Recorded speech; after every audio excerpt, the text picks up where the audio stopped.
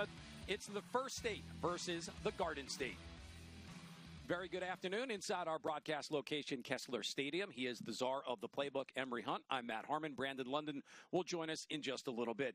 Emery, should be no issue for these teams. Two of the best offenses in the country scoring points today. You have the number one passing offense in Monmouth, armed with the best quarterback in the country, Peyton Award frontrunner in Derek Robertson. And on the other side, you have head football coach Deshaun Jackson, former NFL wide receiver, who has the number one rushing offense in the FCS, and he's armed with two outstanding tailbacks that can get the job done. I know you like talking about the running backs. We're going to dig into that a little bit more. Marquise Gillis off to a great start for this Hornet attack. Great body contact balance that you love at the position. He's being well coached right now by Deshaun Jackson's running backs coach, which is Clinton Portis. He has a tremendous tailback in Gillis. You saw him right there versus Delaware, 17 carries, 123 yards. That put the nation on notice, but the rest of the conference has now become acclimated to what he does in the running game, but also his reserve in James Jones, who can also tote the rock as well. They have two outstanding tailbacks. You know, so much of the Monmouth offense is around the passing game. They've got a really good running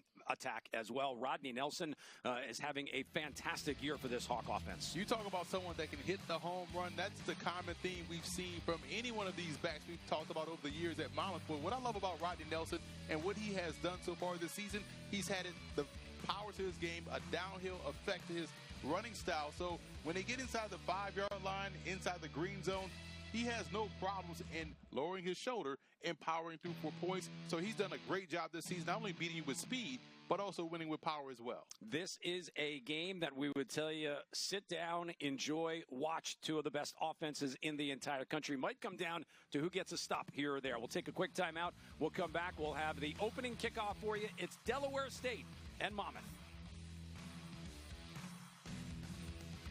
Fellas. See the green ribbon on the Monmouth helmet indicating today is Mental Health Awareness Day. Thanks, Brandon, for that report. Again, we expect a ton of points to be scored here today. You've got a great rushing attack in Delaware State. You've got a great passing attack in Monmouth, plus balance on either side. Two head coaches probably worried about their defenses coming in today. Kevin Callahan, the only coach that Monmouth has known, and the new head coach for Delaware State, Deshaun Jackson. I've been impressed with Deshaun Jackson and how well he has coached his football team, gotten these guys off to an impressive 3-2 start. It started with that Delaware game. They held their own versus an FBS opponent, had a chance to win that ball game, had a couple of things broken their way. So watching him get off to a great start has been great for the program, great for the league as a whole. Delaware State is in the blue helmets today with the white jerseys and the light blue pants.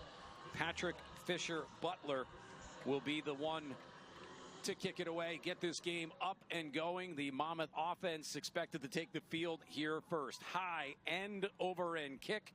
That will go out and over the back of the end zone, and it will be this Monmouth offense which gets such notoriety and well-deserved. Derek Robertson, I don't even know if there's adjectives to describe the kind of season he's been having. I've tried to tell everyone that would listen to check out this guy throw the football because he has been phenomenal from start to finish. No matter the opponent, he is someone that can touch every blade of grass with his arm. It has the timing, the touch, the anticipation. I think that's an NFL Sunday-type passer out there on the field. 44.3 points per game, 560 yards per game for Monmouth.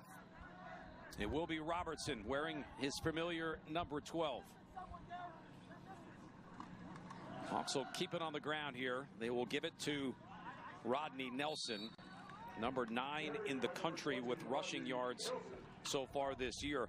Monmouth was off last week after the big win 2 weeks ago against Villanova. Nelson in that game, 2 touchdowns, 186 yards. And what I liked about what he did in that ball game was we saw him run tough. We saw him run in between the tackles consistently, break a couple of tackles, show that physicality within this game. Because everyone right now just thinks he's a speed guy, but no.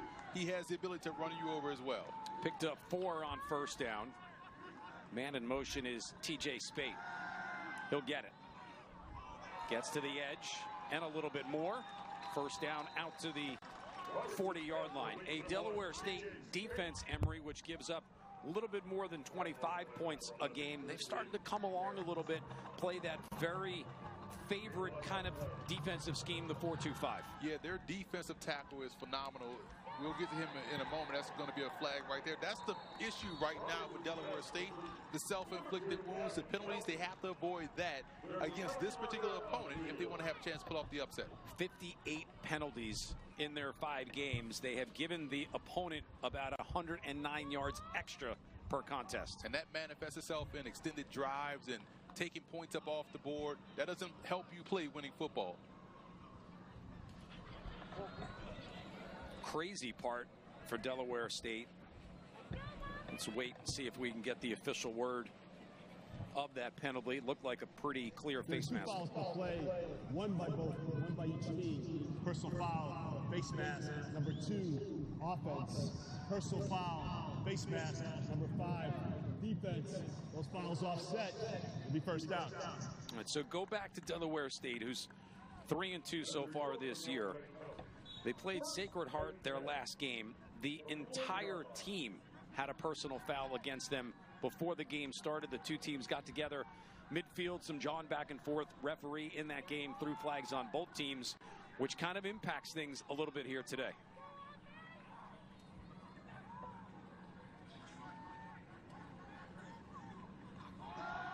The penalties offsetting themselves. Nelson working his way forward for a gain of about 3. We talk about matchups in this ball game, and Alexander Kosani, the defensive tackle for Delaware State, number 95, that's their best defender up front. If he can be disruptive, it helps slow down the run game of Monmouth. Robertson in the pocket, man open is Spate. Focus on the backfield. Keep your eyes on your luggage, but don't lose sight of where your coverage responsibilities are. Great job by Robertson, just finding him right behind the zone for a deep strike. Robertson, 18 touchdown passes on the year. Gets it to his tight end. Inside the 10 will be close to a first down. It's Jack Neary who will make his 7th catch of the season. At such a high pace that puts you in a bind defensively to get lined up properly.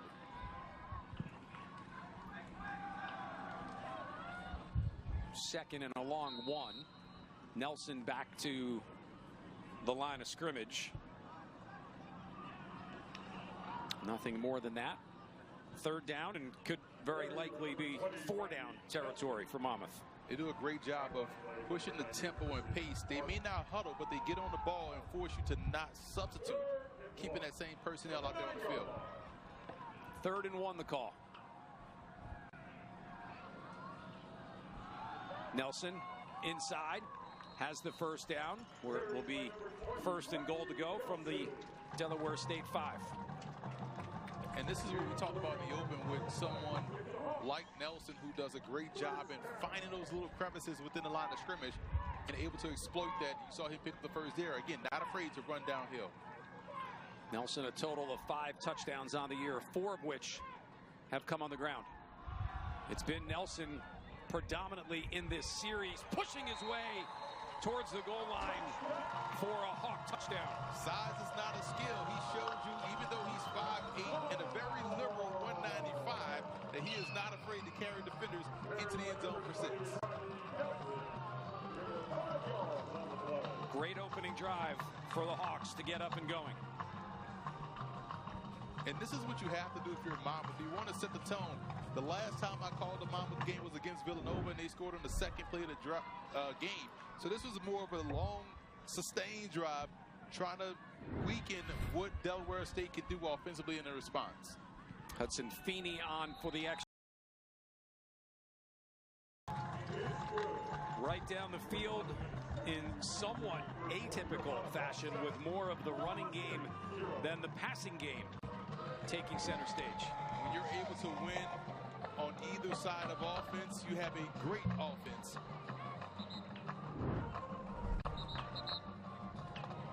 You see right there, a nice wide zone concept. Nelson, because of his momentum, was being able to be carried into the end zone for 6. Guard to guard, pretty good for Monmouth. Shalik Hubbard, Kevin Schreiner, the center, Chris Moreno, the left guard. That A and B gap was wide open. You might have been able to get through there. I could have probably gotten to the line of scrimmage. I don't know if I'll be able to get through. You got to pick and choose your battles, partner. I think because of how well they're blocking up front, shows you what type of game they plan to have today. Now, if you're Delaware State, in response, because you can run the football well, we've talked about this before, the key to playing great defense against Monmouth is your own offense having long, sustained drives. And we'll see if that rings true with the running game for Delaware State. Because, again, you're talking about the #1 rushing offense in the country. Over 283 yards a game on the ground.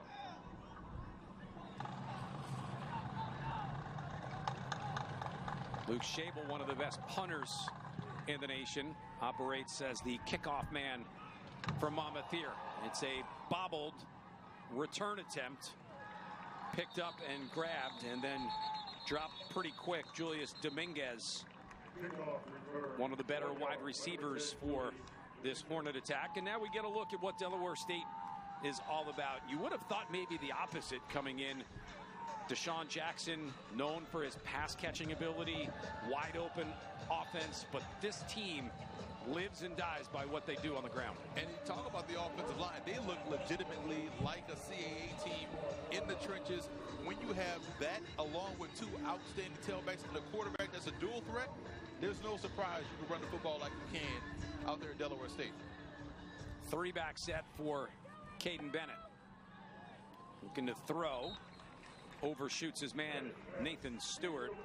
Bennett, 6 foot, 195-pound grad student by way of Nevada. Most recently, Sacramento State. Hails from Reno. And just because they can run the football, don't sleep on what they have on the perimeter at wide receiver as well.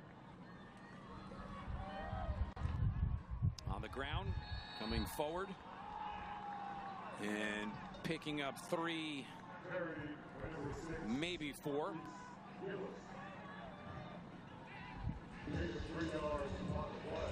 Put a lot of strain on that second level defense for Monmouth to try to make stops consistently against this downward attack of a running game.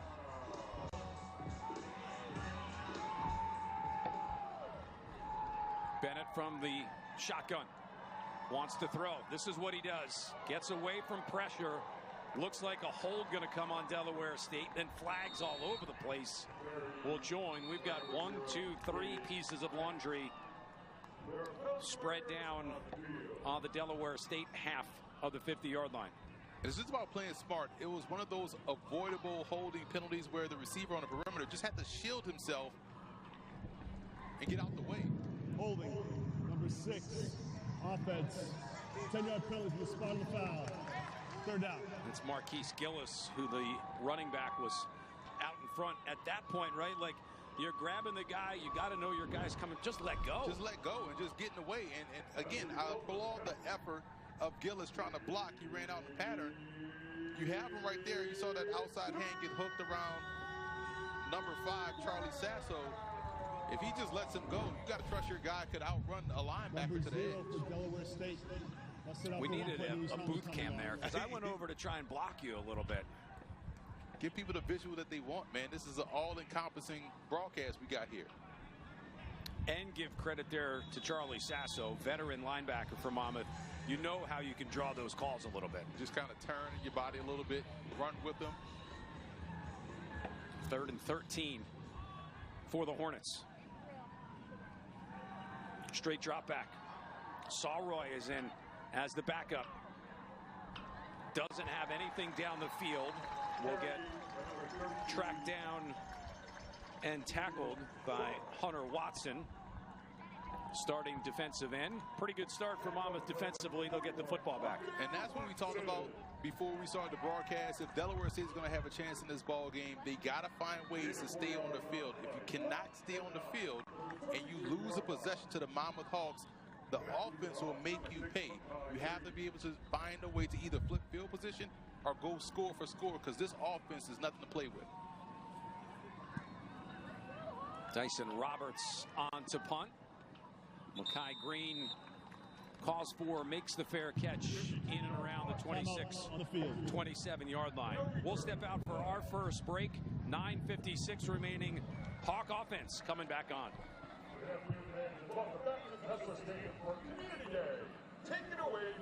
7-0, the Rodney Nelson touchdown.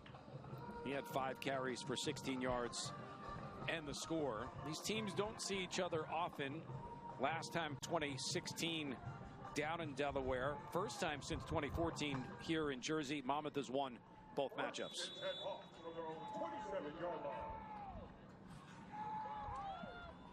Robertson was 3 of 3 for 59 yards. A big play to TJ Spate to set up the score. Nelson grabbed and dropped in the backfield. Loss of 2, back to the 25.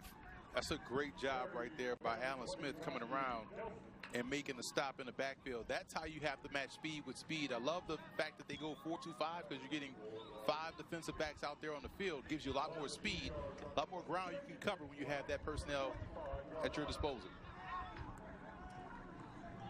2nd and 12.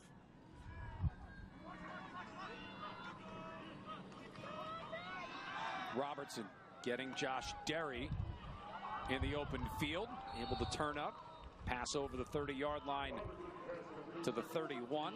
Brandon talked about his conversation with Josh Derry. Pop off. That's got to be something we use in the broadcast a little bit more. Yeah, you got to pop off. We try to pop out with the outfits, but they're talking about popping off with the play on the field, man. And again, when a wide receiver talks, you don't have to listen. But in this case, you kind of have to listen because he definitely can back it up. Derry, fantastic season so far. 8 touchdowns, among the best in the nation. 3rd and 7. Robertson, quick throw to the sideline. Catch hauled in and made by Maxwell James. We've already said on the day, Spate, Neary, Derry, James. Oh, by the way, there's a lot of weapons on this Monmouth offense. And when you have the amount of time on task as they do, you saw right there by Maxwell James, he's a redshirt senior. They kind of know when to break off routes. They know how to work themselves open, which is why this passing game is so dangerous to defend. 10th catch of the year for Mr. James. Derry in motion. Robertson, dump down throw. James, 2nd catch of the series. Picks up 4. And they're right back on the ball once again, keeping that same personnel out there for the Hornets. So you have to understand, lock into your assignments if you're Delaware State. Robertson over the middle, overshoots James. He doesn't miss that kind of throw too often. That's a rare miss by Robertson. You kind of thought he got caught in between 2 pass routes where he had the outside receiver running a post and the inside receiver was sort of running that bend seam, and it went in between both. It was high for the seam, but it would have been right on target for the post had he continued to bend it over and cut that way. 3rd and 6. Rodney Nelson back into the game. Motion man is Middleton, the H-back. Nelson gets it. Stood up at the 49. Pulled down at the 48. That's an interesting play call. Almost makes you think it's 4-down territory. Right, and that was Mario Keenan, the defensive lineman, making that stop. And they're right back on it again. Either going to show that they're going for it, try to draw Delaware State offside, or they have something that they've seen during the week to feel confident to go for it here on this 4th and short situation. About 3. Need to get on the other side of the 50-yard line. Robertson will go. Has James. He's been his target in this series. Almost makes it look too easy. That won't show up in the stat sheet in terms of how Robinson worked that open. He looked to the left, gave a fake signal to the wide receiver on the left, so all the defense floated that way, came backside to a one-on-one route, and stuck him for a 1st down. Right back to the line. Pump and go. Spate, open, touchdown, Monmouth. So much eye candy that they have, man. And again, they fooled me here because I'm watching where he pump faked it, and then it just slid Spate right down the rail, down the sideline. And at 5'11", 175 pounds with all that speed, he's going to be able to pull away from the secondary coverage. and found Pater once again, 38-yard touchdown pass, and Robertson just was masterful on this drive in terms of how he was able to manipulate the defense with his eyes, his movement, and the accuracy, as we've talked about all throughout the broadcast, all throughout the season, and finding another touchdown. Third time this season, TJ Spate, the senior, in the end zone for 6. Feeney for the extra point, 14-0 with 6:51 to go in the opening quarter. And therein lies the issue now. You are down 2 scores against the best offense in the nation at the FCS level. Not a spot you want to be. Especially when you've given up these type of chunk plays. The first drive was a long sustained drive. Here was one of those patented Monmouth chunk plays. And if you're Delaware State, you got to come back out here offensively and not panic. You're not down 14 points. You're down 2 plays. So you can get right back in this ball game. You still are within striking distance of operating your offense how you tend to operate. You can't have self-inflicted wounds of penalties. You got to stay ahead of the chains, run the football, try to shrink this quarter, shrink this half to keep yourself within this 2-play striking distance type of window. You want some numbers? What you got? On the 2 Monmouth drives, both 8 plays. The first one 75 yards, that one 73. They both took exactly 3 minutes and 5 seconds. That's crazy, man. We haven't seen this high level of efficiency and explosiveness on offense in quite some time. End over end, returnable. This is Dominguez trying to get to the outside, stood up and dropped at the 25-yard line. I'll tell you what, man, we may have made the comparison about Eastern Washington when they had the Vernon Adams and the Kendrick Bournes and the Cooper Kupps and all of those guys, the Bo Levi Mitchells. Monmouth may be a little bit better than that offense because they can actually run the football too, in addition to being able to spread you out with 4 different 5 receivers and a tight end that can get deep down the field. It's crazy. Gillis and Bennett in the backfield. It is a pretty big offensive line from right to left. 295, 280, 300 in the middle with Justice Johnson. 335 is the freshman Antoine Delaw. He's the biggest of the bunch, and Elijah Payne at left tackle at 310. And they're not just big for the sake of big. They can move, which is why they create so much space in the run game up front. 3 receiver set. Swing pass on the move. Great tackle by someone who has come alive for this Monmouth defense. Jaden Jones might be the best tackler on the team. Jaden Jones looking like another former number 30 and Mike Basile, and how he flew up there in the alley, made that stop right there. We talked about him in their game against Villanova. Had a big play in that one. It's a heck of a job right there, making a great open field tackle. Leads the team in tackles, 37 coming in. That of TFL, 4-yard loss, sets up 2nd and 14. Throwback screen foiled. This will be Bennett, who has no issue running hash to hash or sideline to sideline. He gets back the 4 lost and an extra one, 5-yard pickup. That's a heads-up play right there by Bennett. He could have dirted the football, but it would have been 3rd and long, but he got what he could by not throwing it and getting a penalty. He ran up, got it to where it's now 3rd and long, but not it's 3rd more manageable than it would have been had he just dirted the football. 3rd and 9. Throw to the sideline, hauled in, caught, and a first down reception. Philippe Wesley, grad player out of Grandview, Missouri, makes the catch. They have some legitimate studs at wide receivers, and you would expect that with the Deshaun Jackson coach football team. These guys don't drop much. All they need is the opportunity to make plays like we just saw there on 3rd and long.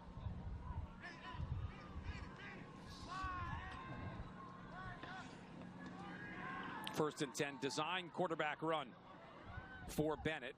He will get back-to-back first downs for Delaware State. They're so multiple in how they approach. They can beat you with just a traditional power game. They can run their quarterback. They can spread you out and pepper you with targets. There even is an element of the misdirection play that we haven't seen yet in this ball game, but they have it in their bag as well.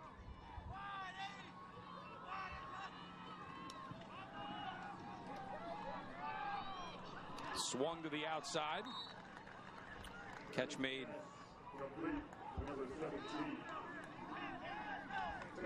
Terrence Roan, junior wide receiver out of Texas. Philippe Wesley did a fantastic job blocking on the perimeter. Got himself a pancake. How often we're talking about receivers picking up pancake blocks out there in the play. So good job by this receiving core doing above and beyond the call of duty on any given play. 1st and 10. Two-back set. Carry coming for Gillis into the short side. Down around the 27-yard line. Gain of about 4. This is a very important and so far very good drive for Del State. Very much so. And this is the type of answer you want to see from the Hornets football team. Again, they can go spread, they can go tight, condensed formation. They have a very open playbook at their disposal, and they're able to operate really well in doing so. Quarterback draw again with Bennett up the middle. 1st down. And it's that element right there that makes it a true 11-on-11 game. When you have the quarterback that you have to account for as a rusher, it makes it so difficult to defend. DeMar Jackson, the tight end, coming in. This more of the bread and butter type offense for Delaware State. Pass breakup by Chris Palmer, who was the CAA Rookie of the Week in the win over Villanova, a defensive back out of Philly that the Monmouth coaching staff extremely high on. He did a great job right there clicking and closing on the football, and when you're able to close space like that with that length that he has with those long arms, you're able to disrupt so many passes that way.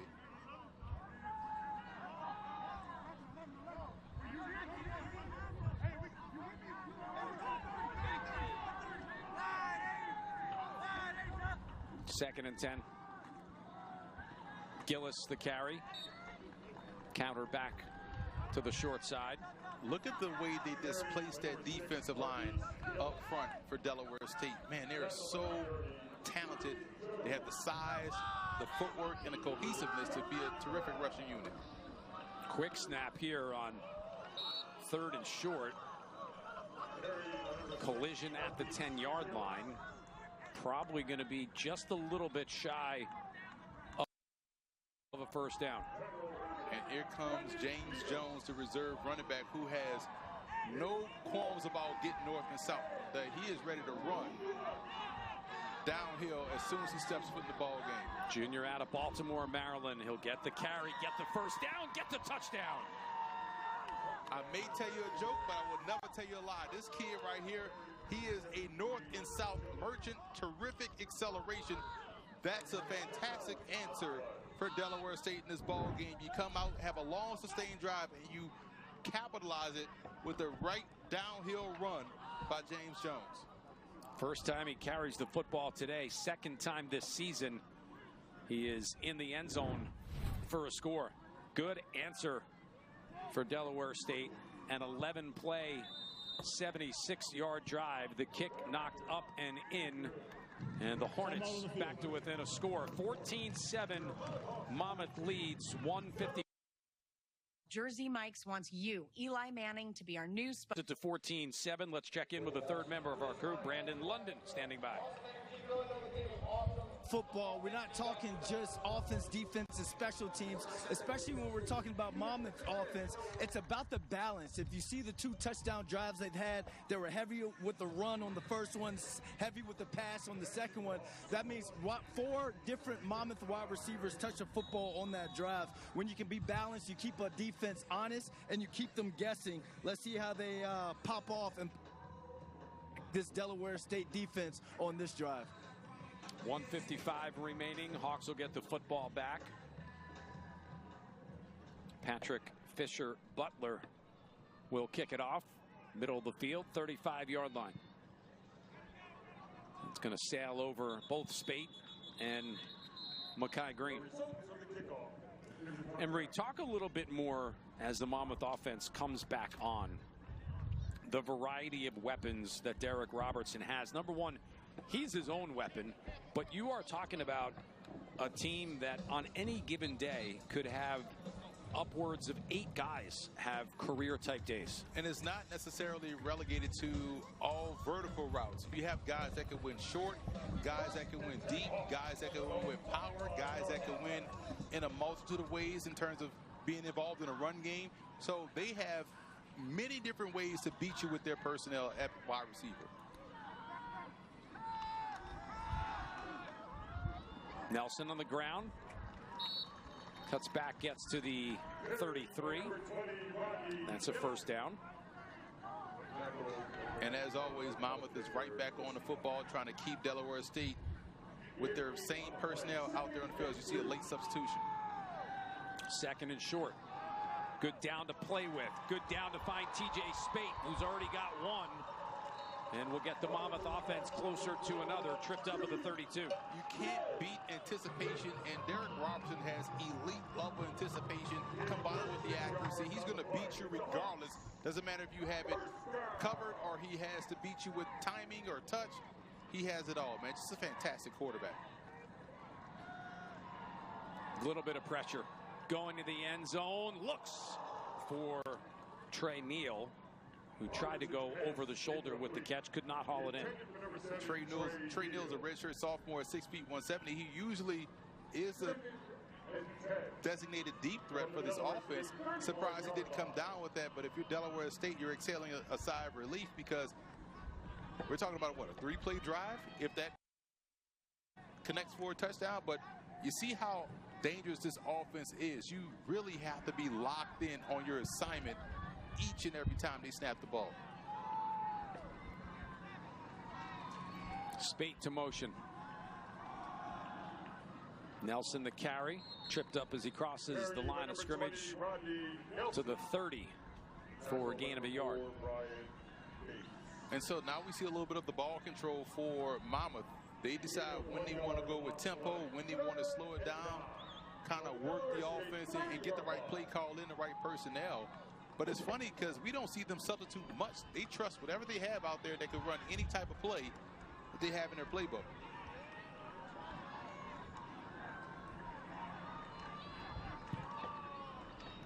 Probably 4-down territory here. Looking over the middle. Neal can't get to it. Good defensive work that time. Dedrick Gibson was the corner. And a great job by the safety closing in, and sort of a business decision by Trey Neal. I respect that, because if he extends upwards and outwards for that football, the back of his number is going to be on the street here outside the stadium because he was going to get sacrificed. So I understand the move, young man. I understand the move.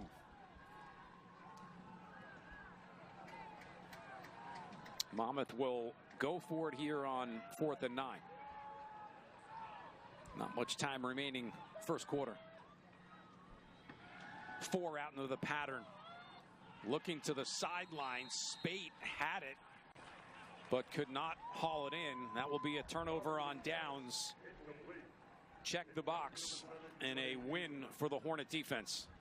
That's a huge win for that Hornet defense. Shout out to Dedrick Gibson, the corner, who was tested on this drive the last 2 times.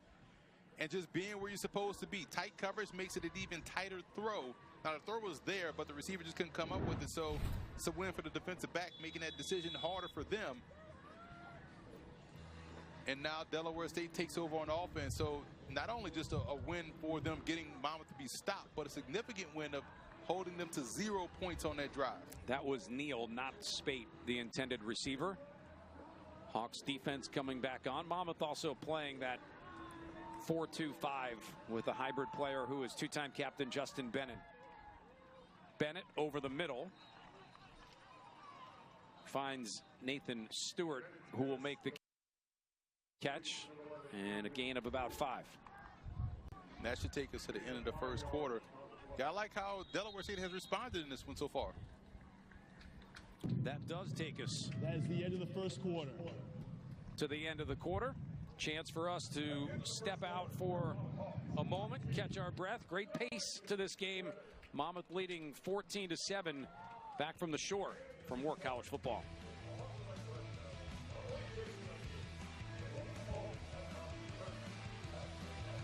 NFL pedigree, obviously, but Emory, that's not it. He's brought in some really good coaches to try and get this Del State program to be a national power. People sleep on Eugene Chung, right there. The offensive line coach was a first-round pick in his own right coming out of his draft class, and that's a big reason why this offensive line looks the way it looks.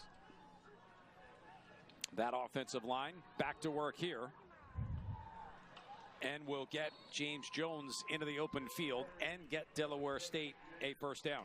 Anytime you see big on backers, that's a great thing for a running back. That's a great thing for a run game. And we're seeing Delaware State's offensive line get to that second level with ease right now.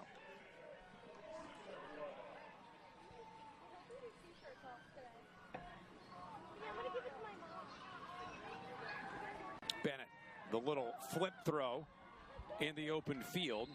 Catch is made by Kobe Boynton, redshirt freshman out of LA. Another running back getting in the mix, and that's another thing you're going to see with this Delaware State team, the pipeline from Dover, Delaware to Los Angeles, California, due to Deshaun Jackson's connections out there. Being from LA, he has a lot of guys making that trek all the way across the country. He's going to play for him with this Hornet program. 2nd and 4. Quarterback draw up the middle, right at the yard marker. So you see Delaware State putting a little bit of work on this Monmouth defense. Got these guys guessing, going east and west before going north and south. And they're going with their own version of up-tempo, getting back on the ball, keeping Monmouth's personnel out there on the field.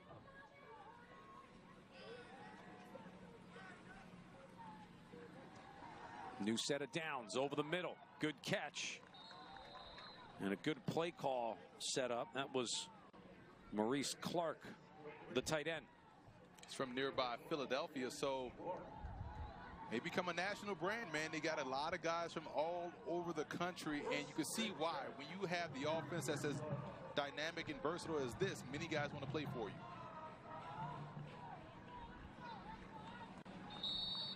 Hornets trying to go a little bit of tempo. Marquise Gillis with the run up the middle. And what they do, they'll sub out a receiver that's to the near side of the field.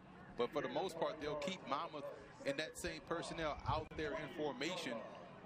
Just how Monmouth trusts their offensive personnel, you can see Delaware State does the same. Play action for Bennett. Incomplete. I thought the defensive back may have gotten there a little bit too early, but no harm, no foul, according to the referee. And it's another big drive for Delaware State because you got the key stop on defense. It's third medium. You want to repay your defense by putting points up on the board. They find themselves in field goal range. We'll see if they can convert here and perhaps keep going for 6.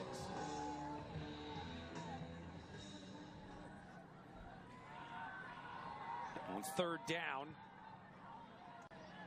Good job by Bennett to keep the play alive.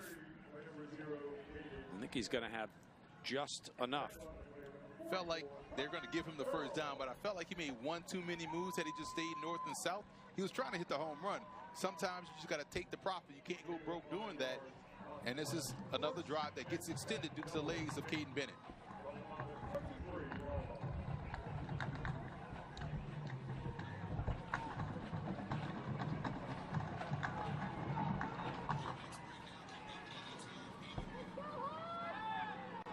First and 10. 3 receiver set. Bennett with time. Looking down towards the goal line. Stretching out. See if that goes as a catch. It will. Nathan Stewart using all 6'5" of his frame. Watch how he lays out. Slow developing route, but he's going to track that football down and extend out to corral it. Gets that elbow down inbounds for the reception. Ruling on the field is a completed catch for a first down. Previous plays under further review. What saved him here is that elbow touching first. And so, because even though he shielded away from the camera and also shielded a little bit from that referee. There was no questions of whether or not he caught the football. They wanted to see if he got something in bounds, whether it was a toe, a knee, a shin. But in this case, it was just an elbow, so that should be a quick turnaround and say, hey, that's a reception, and puts him inside the 5-yard line.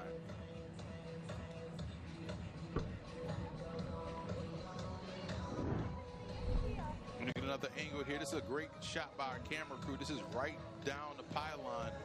Good effort right here. He extends out. We're gonna call that the catch. The toe was still there. So there's 2 pieces of contact right there. So that should be an easy confirmation, or as they say now, call is upheld, as opposed to the call is confirmed or stands. Should be ruled a catch.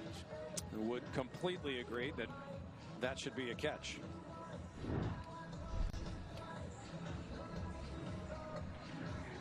It's the benefit of being 6'5", man. You have a lot of room for error in terms of making some of these athletic grabs. The key to making these type of athletic grabs is once you extend out, let your lower body go limp, so therefore something gravity will pull it down right to the ground, and you'll more than increase your chances of having something land in bounds.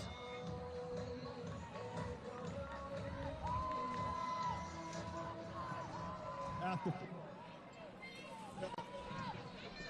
the Delaware State the 1-yard line. Ref basically said what I just said. So in case you guys couldn't hear, because his mic was acting up, just trust what I just said, and you'll be good to go.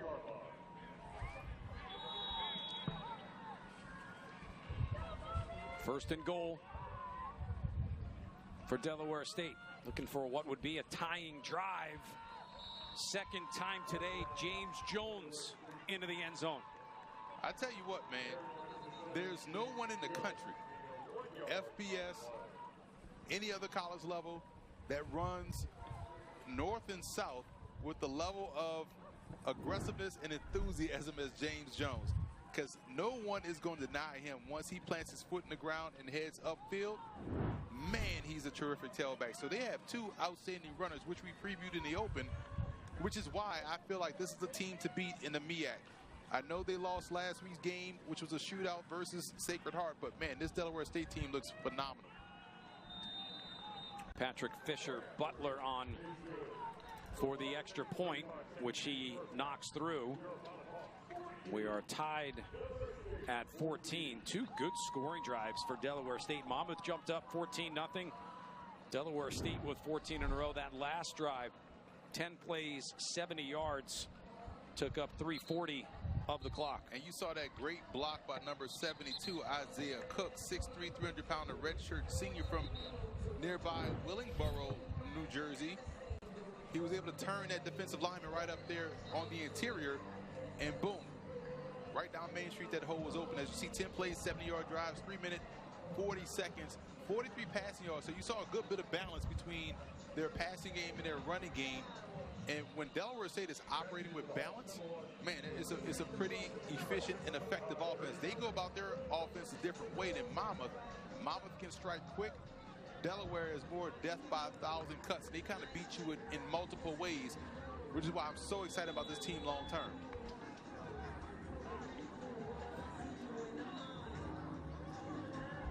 Fisher Butler to kick off.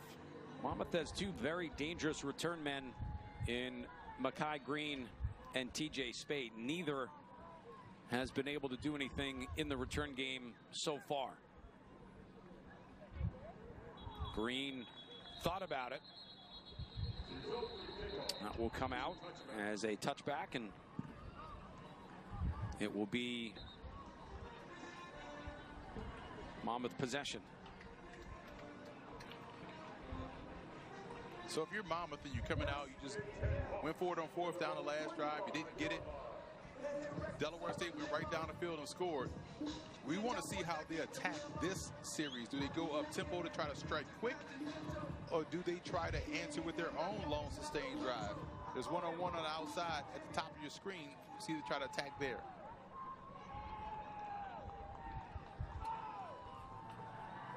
First and 10 for Robertson. Dump down.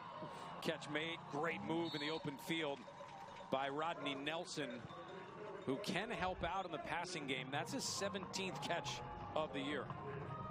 He put a move on the defender right there in space, man, to free himself for another few yards. Nelson doing it again here on 1st and 10. Gets 9. And that's the number 7 that was on the tackle. We don't have the name of number 7. There's double numbers here that we're dealing with. But, man, you talk about making him miss twice on consecutive plays. Rodney Nelson just outstanding. Nelson will get the first down here. I hate that we can't give the guy credit for making a tackle, but we only can work with what we've got. Just know that's well number 7 said, on partner. defense. Just know that's number 7 on defense, and it's not James Jones. Although James Jones probably could be a great defender if he wanted to. He's such a fantastic football player. All of a sudden, kind of a sneaky important drive for Monmouth. Yeah. Who answered the call? Answering the call was Rodney Nelson. Now it's TJ Spate to dance forward and pick up the first down. Rewind about a half a quarter ago when you brought up the amount of receivers that they have and the way they can attack you, and we talked about how they can use some of the receivers in the run game, and you saw right there with Spate. Robertson to throw to the sideline, climbing the ladder, making the catch, and coming down is Spate, who is shaken up. Spate made the grab, but took a hellacious shot. This time out for an injured player. He held on to the football, so you give him credit there. You're going to see right here, he goes up high. Oof. He kind of fell on his arm side and the ball. Life is difficult right now for him. That is painful. You ever fell on the ball? Oh, yeah. That's one of the worst feelings in the world. And you see him pop right back up. Because, again, when you're on the ground for that split second, you literally cannot breathe. You feel like the air was taken away from you. And then after about a good 5 seconds, it comes back and all is good. As you see him, jog or walk off under his own power, he'll be fine. But, man, that instant reaction to falling on the football, there's no feeling that can describe what that is like.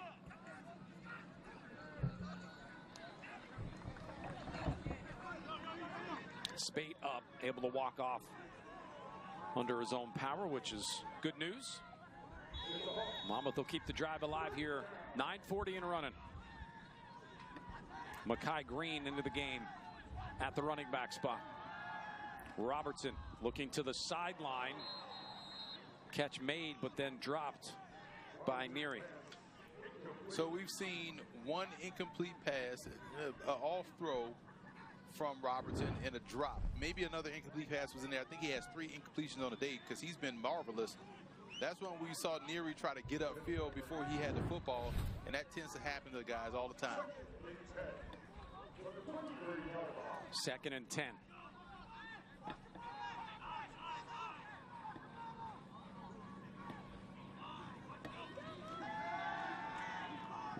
In the open field, hauled in Gavin Nelson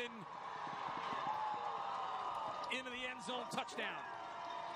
Referee just looked back, make sure he didn't step on the sideline. He didn't. It's a great play right there for Monmouth. Man, if you're Deshaun Jackson, you're going to be upset at your defense because they had that defended properly. They just didn't make the tackle. And shout out to Gavin Nelson for just keep running. And if nobody's going to tackle you, just head toward the pylon. You're going to see right here, good blocking on the perimeter. And he kind of ran through everybody. There was no urgency by the pursuing defense, and Nelson just took advantage of it and got him a touchdown.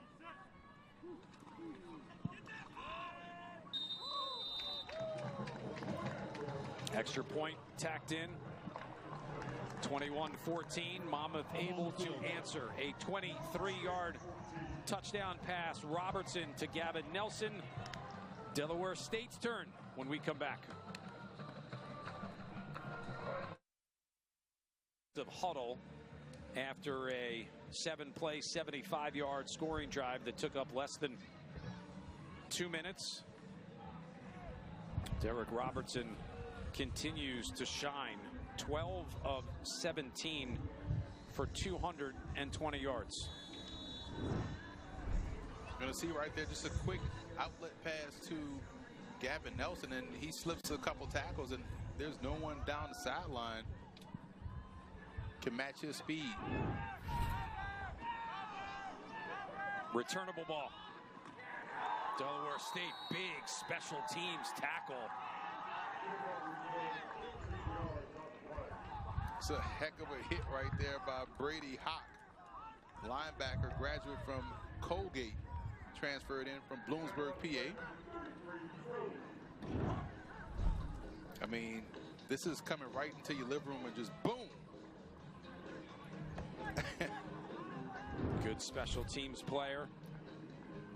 Hawk, after the career at Colgate, has come here, provided a little bit of depth and experience, and been a good special teams guy, as displayed by that one. 9:16, first half.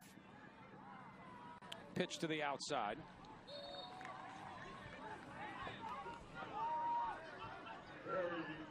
It's a good job right there by Jaden Jenkins, another running back from the Bronx, redshirt senior, 5'10", 185, getting them some work too. So they have a stable of backs that they've gotten a lot of touches so far in this ball game, which tells you what their plan is for the rest of this contest. Inside, off to the races. Foot race to the end zone for Delaware State. Gillis doesn't lose most of those. He does get caught right before the goal line, but a big play, home run for the Hornets. Shout out to Marquise Gillis, man, because at the end of the day, to make that move and then hit the accelerator right there, he made a guy miss, found the open space, and right now is just off to the races. And you got to reward the young man, giving him the touchdown as he's still staying in the backfield. Don't get robbed for TD. He earned it. Bennett dropped into the open field. Jaden Jones makes the tackle and loses his helmet. I would have went right back to Marquise Gillis, man. He worked so hard to get you down there. Got to give the big fella the football, let him pay it off, man. But what a run. What a good job up front by that offensive line, too. They created multiple opportunities for him to hit the hole. And you see who checked in the ball game. It's Mr. Downhill himself and James Jones, number 7. The 2 touchdowns today for Delaware State. Looking for the hat trick in the first half. Gets it, curls up field towards the goal line. Touchdown.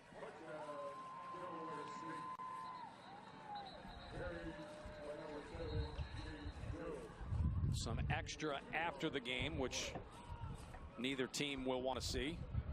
Especially Delaware State, considering how you took a loss against Sacred Heart because of that very thing. And you get James Jones going east and west, but once he sees a crevice, like, best believe he's taking a lane. He's going to go north and south. Had himself 3 touchdowns today, man. Impressive display of running by everyone involved in the Delaware State backfield.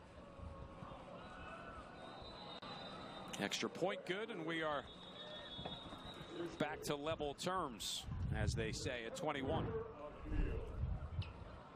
Just a good job by this offensive line, doing what's necessary, doing what's required, not trying to get caught in a situation where you're going to have a hole to stop yourself from getting points. See a flag down on the field.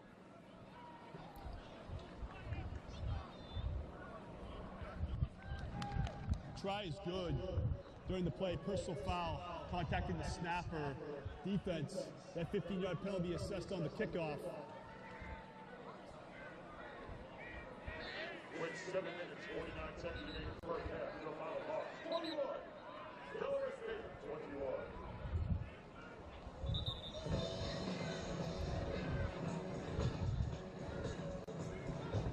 21. 21-21 again. Time here for Monmouth to get the football back. Neither offense has been able to really be stopped today. Total yards 268 for the Hawks, 239 for Delaware State.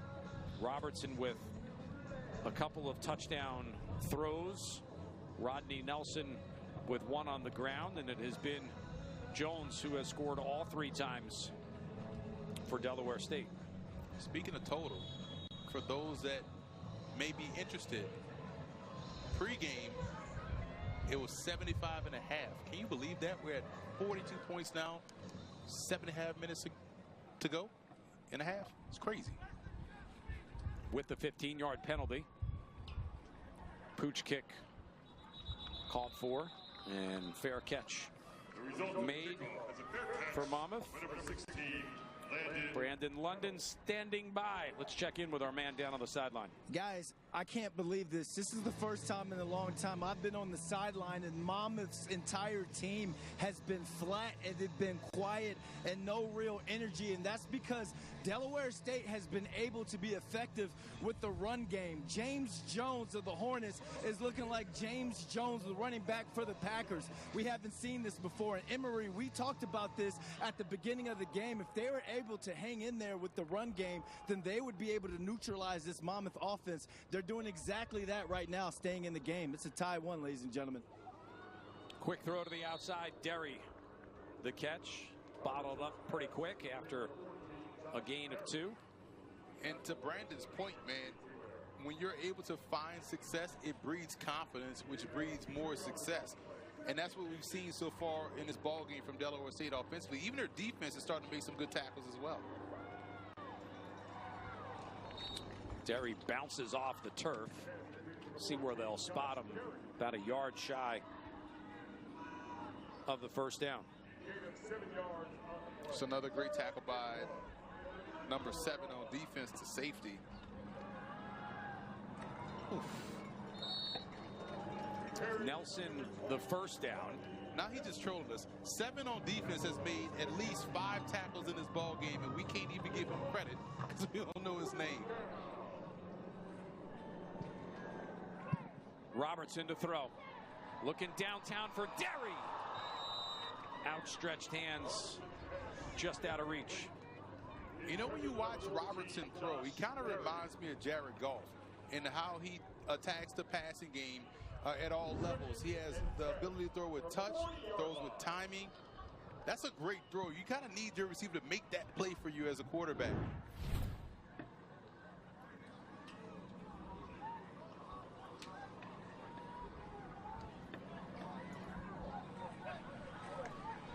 Second and 10. Hornets show pressure. Spate on the move. Gets knocked down by Alan Smith, coming up from his safety spot. Alan Smith is another one of these guys from Los Angeles we spoke about earlier in the ball game. Nice pipeline Deshaun Jackson has already made, getting guys from his hometown to come out east and play for Delaware State. It's a big third down here for Monmouth. Delaware State will get the football in the second half. Almost intercepted.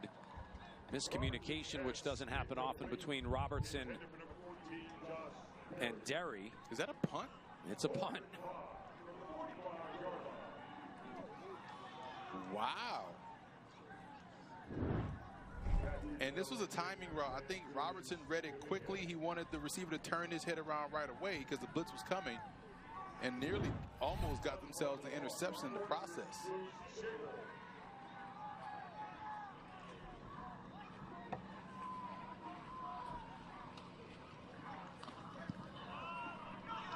High end-over-end kick.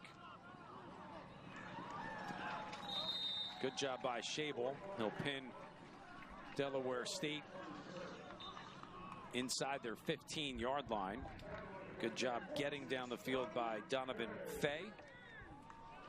I can't remember the last time I saw Monmouth pump football. So what you probably just witnessed, folks that are out here watching this ball game, is history. Like, we don't know the last time Monmouth has ever been forced to punt. Delaware State, that's a huge win defensively, and their offense has found its rhythm with their run game and the timeliness of their passing attack. Hornets score here. Remember, too, they will get the football to start the second half. Tipping point a little bit in this game. Sean Weston in at the running back spot. First and 10, throw over the middle. Incomplete. If he puts that on a receiver, Kyrie Benton, Benton might still be running because there was no defender on the near side of the field. So if he hits him in the numbers, Benton is able to outrun that defender and will be running all the way to the end zone. So that's a miss right there for Caden Benton in this offensive attack.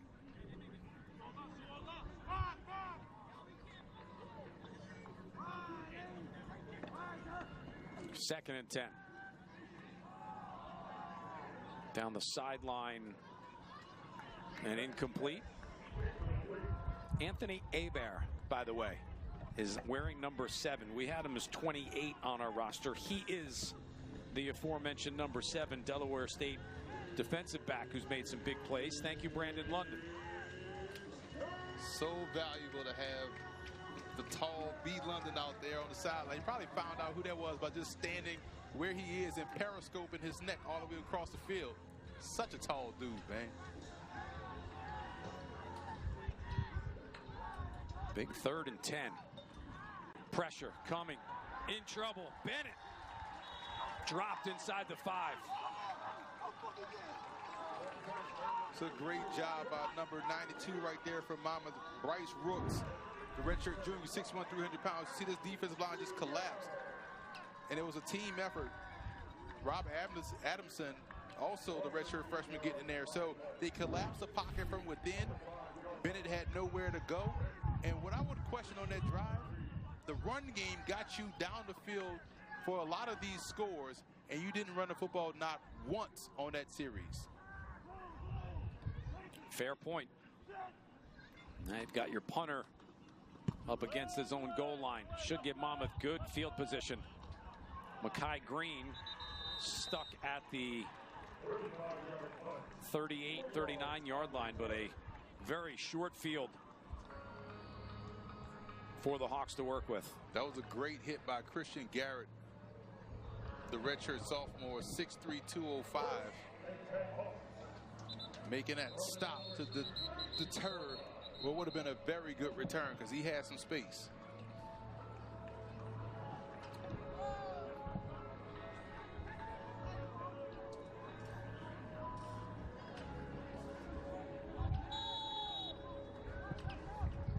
So Monmouth gets a reprieve here by the non-drive, essentially, by Delaware State. And back-to-back punts that we've seen in the game. Just over 5 to go, first half. Robertson pressured. Looks to the sideline.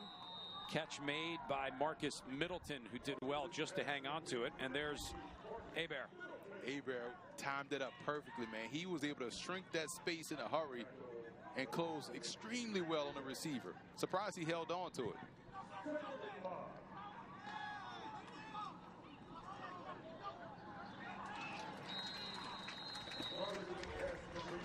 Hebert missed another one right there. He came closing again.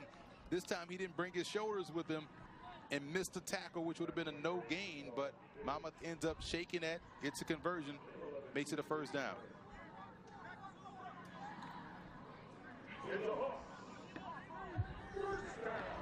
Monmouth trying to take a little bit of time off the clock, knowing that Delaware State will realistically get it back in this first half, and they'll get the football to start the second. You see the umpire stepping in. Hornets allowed to sub because Monmouth subbed late, but that also runs the play clock down to a point where Derek Robertson will take a timeout. That's a great bit of gamesmanship right there by Delaware State, waiting to the last possible moment to utilize their ability to substitute, which forced Monmouth, like you said, to call that timeout, let the play clock roll all the way down. See Coach Callahan trying to work the ref, like, listen, you got to give a better signal and let them know that they can substitute, as opposed to waiting and saying, oh, we want to make a change. Now you put Monmouth in the bind where you force him to use that timeout.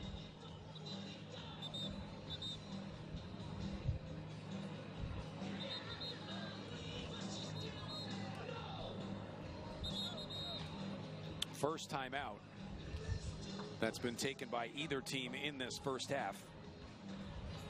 Good matchup. Monmouth with wins over Colgate, Fordham, and Villanova. A week 3 loss to FBS Charlotte. 3-1. number 12 in the coaches poll, number 14 in the stats top 25. Robertson in the seam behind Spate and incomplete. Timing has been off a little bit the last couple of series for Robertson in this receiving core. And I think you have to give credit to Delaware State's secondary for making things tough in terms of the routes, but also up front. They've sort of started to get pressure a little bit on Robertson. Now, he still hasn't been hit, but the pressure alone kind of forces the timing to break down. Near it motion. Nelson the carry.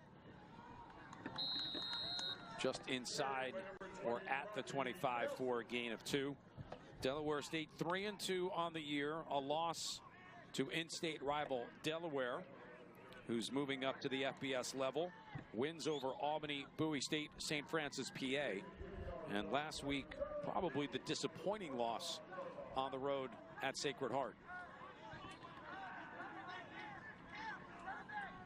3rd and 8. It's Robertson to throw. Back shoulder. Catch hauled in by Trey Neal with a defender all over him. Sometimes great plays are nullified by greater plays. That was a great play by Dedrick Gibson, the cornerback, but a greater play by the wide receiver to come down with that reception. Great strong hands catch right there by Monmouth.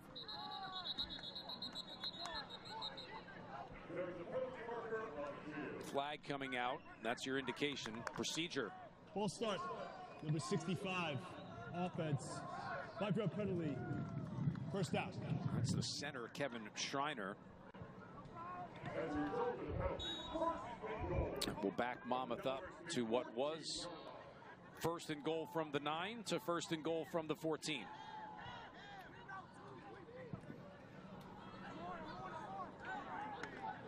Spate, top of your screen. Neal, bottom of the picture. Nelson on the ground, sets up his blockers pretty well, gets back to the original line of scrimmage, which is the 9, gain of 5. Love how he was able to ride the wave, we call it, stay behind that pulling lineman, stay in his hip pocket, and work himself down to the 2nd level. You see right there, good job just riding the wave. Another big hit by Hebert. My goodness, he is putting on a show today.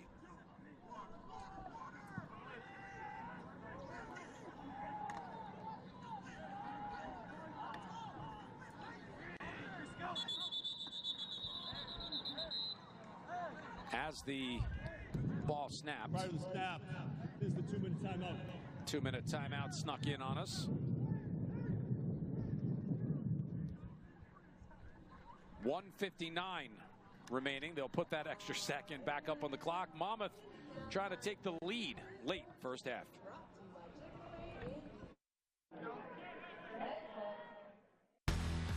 We're just getting going here on Jets Post Game Live.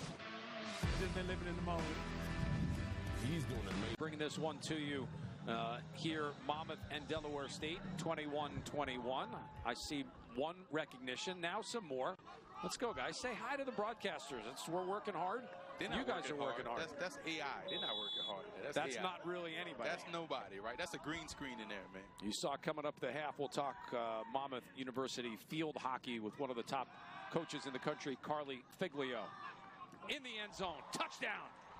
TJ Spate. No, Neal. Such a great throw by Derek Robertson. You saw him transfer his weight to fire that football in a pretty tight area, man. There was a lot of Hornets buzzing around in that end zone.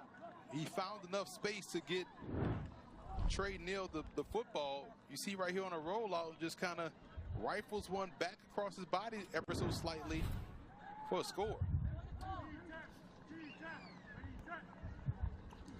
3rd touchdown of the year for Trey Neal.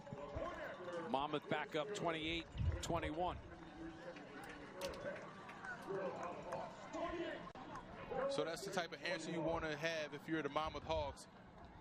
Doing a really good job of putting the ball in the end zone. Now you put the onus back on Delaware State. Watch Derek Robertson here. Just see the guy coming late. Transfer his weight, just fire football in there. Now, we talked about Derek Robertson as a pro prospect. That's a Jared Goff-like throw. That's why I think he plays a lot like Goff was, maybe 2 inches taller, but about the same size, same weight, same frame. And I just love the decision-making that we're seeing from Derek Robertson and how he's throwing the football. Again, touch, timing, anticipation, accuracy, he has it all and is showing it on the field, manifesting itself to how he's playing out here for the Hawks. You know, and I think one of the things, Emery, on Robertson, to your point, is he makes different throws. He doesn't just throw down the field the deep ball. He throws the intermediate route really well. He throws the short game really well. He has all those little components that good quarterbacks do. And it's consistent. It doesn't vary from game to game. We're saying the same things every week about Derek Robertson, regardless of the team or opponent or competition, because he was doing this against Charlotte as well. Shable the end over end into the end zone. Touchback, Delaware State with some time here. Minute 53 remaining. And again, the Hornets will get the football at the start of the second half.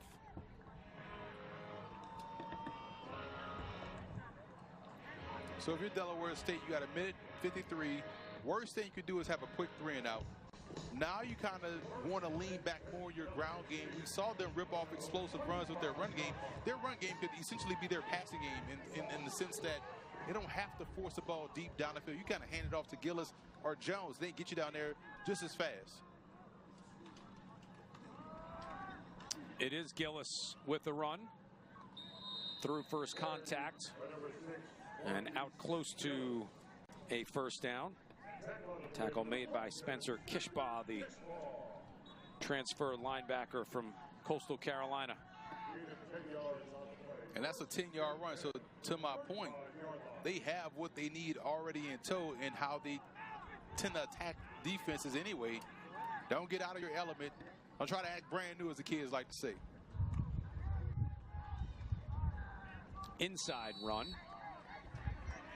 Ryan Russo, by way of Rutgers Iowa Central Community College, makes the stop for Monmouth. Gillis will check out.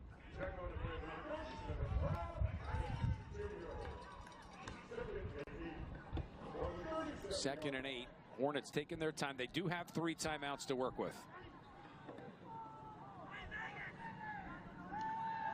Play action. Pressure coming. Bennett sacked. Off the edge, just made the tackle. Now we'll get the sack. Ryan Russo. Watch this blitz from Ryan Russo. It's a delayed pressure. He loops around the outside, and he closes so quick that Bennett doesn't have time to really get out on his horse to get to the perimeter to throw the football away. Well-designed, well-timed blitz right there by Lewis Walker, the defensive coordinator for Monmouth. You know, so much of the early part of the season for Monmouth was outscore everybody, outscore everybody. When is the defense going to start to join and get better? Okay, they gave up 33 in the win over Villanova. You were at that game, broadcast that game, Emery. I would say the defense played pretty well despite the points. I mean, listen, if your offense is as good as Monmouth is, your defense is going to be on the field a lot. And invariably, plays are going to be made the other way. I would say the Villanova game, a turning point, probably because of when stops were made. Right. It's timely stops. It's not consistent stops, although you want consistent stops, but mostly timely stops to break up any momentum. Less than a minute. Pressure coming. Middle screen set up. Kishbaugh will make the tackle. It was Lamont Lester lurking in the backfield. This is a great teaching point of how pressure affects the accuracy of the pass. He didn't get there for the sack, but the pressure forced the ball to be thrown a little bit behind the receiver, which threw off the timing of that crossing route. It was a nice little slip screen underneath.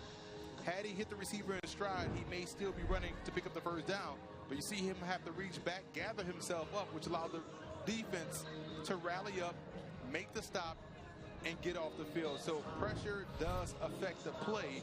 It doesn't always have to end up in sacks. That right there was just as good as a sack because it got them the fourth down and got them off the field. Redshirt freshman Lamont Lester Jr. out of Waldwick, New Jersey, by way of Don Bosco High School. See the fans enjoying themselves in the beer garden, I believe. Dyson Roberts on to punt. Monmouth used their second timeout. They'll get the football back. Brought some pressure. That kick hangs into the air. Makai Green says, let's get away from it. It's down at the 36-yard line. 34 seconds. That's an eternity for Derek Robertson. Our game today brought to you in part by our good friends at Jersey Mike's Subs. Jersey Mike's, be a sub above.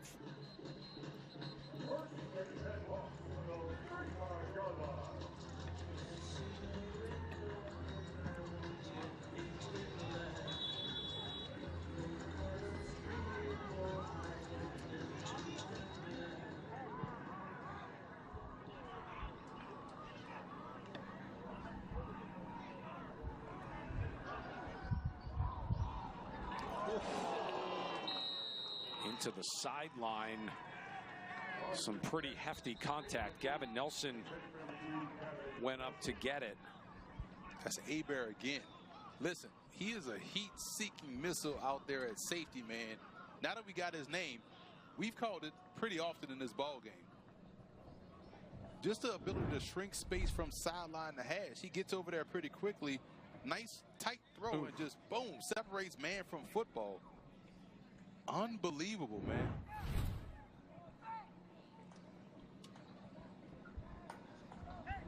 I wonder if this changes things now for Monmouth in terms of how aggressive they're going to be as one of your receivers took a hellacious shot. Gavin Nelson up. Older of the two Nelson brothers on the Monmouth roster. Rodney, the redshirt sophomore. Gavin, the redshirt junior. Both have touchdowns today, too. Gavin Nelson, the big performance against Colgate, was the Week 1 CAA Offensive Player of the Week. I see my guy in the stands, King Rice, the head basketball coach for Monmouth. Now we have a home game. I was looking for him last home game because he's usually the mayor or the governor of the stands when it's football season. See him out there right now, so all is good in the world. His team will open up November 4th here at home. Robertson to the air, over the middle, catch made by Derry, gets it to midfield. They'll have to reset the chains, clock stopping for just a second. Robertson gets his offense back to the line. Wanting to throw, under pressure, first time today, will get sacked. Quincy Robertson off the edge. And therein lies where final charge, timeout of the half. Monmouth. You can put pressure on Monmouth's offense by obviously getting them down to the ground, but you see how once there's pressure, you know, he's not the most athletic guy. When it's clean, he can pick you apart like no one's business, but being a quick twitch athlete is not in his repertoire, and if teams get pressure on him, they can affect him in the pocket like that. This may change things in how Monmouth attacks because now there's no more timeouts. 13 seconds left. You're probably going to have to get to the 30-yard line and have a realistic shot at the field goal. We'll see how they call it here. No timeouts remaining for Monmouth.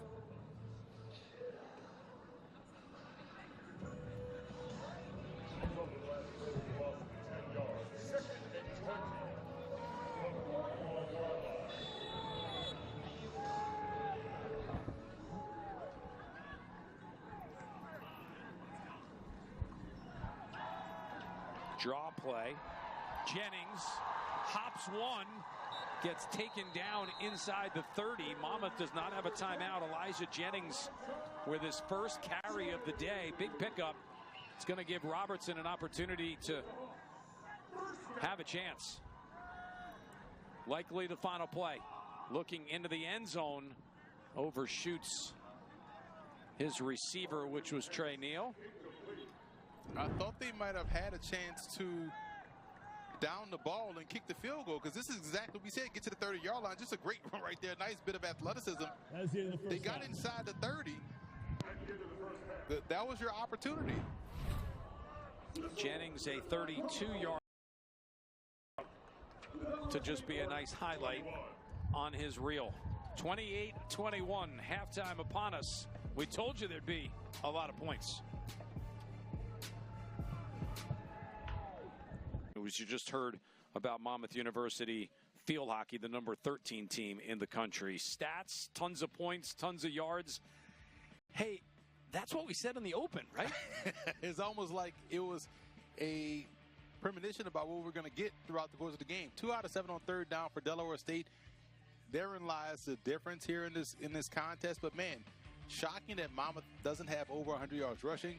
And Delaware State is right on course for what they've done offensively all season long. 3 for 3 inside the red zone, and Monmouth is 2 for 2. Hawks a little bit better just in terms of overall yards and obviously the 1 touchdown advantage. Hornets will get the football to start the second half. Let's take a look at some of our highlights from that first half. I don't even know what direction to go with this because the whole first half was a highlight.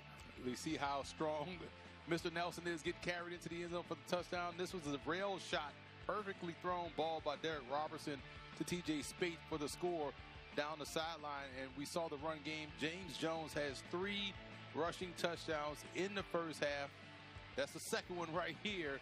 And the third one as he went to the outside but planted that foot back in the ground, went back north and south. And we saw Nelson get himself one as well, the older brother. And last touchdown here by Derek Robertson, making things happen for Monmouth Hawks offensively. Trey Neal dancing in the end zone. Monmouth hopes there's more of that.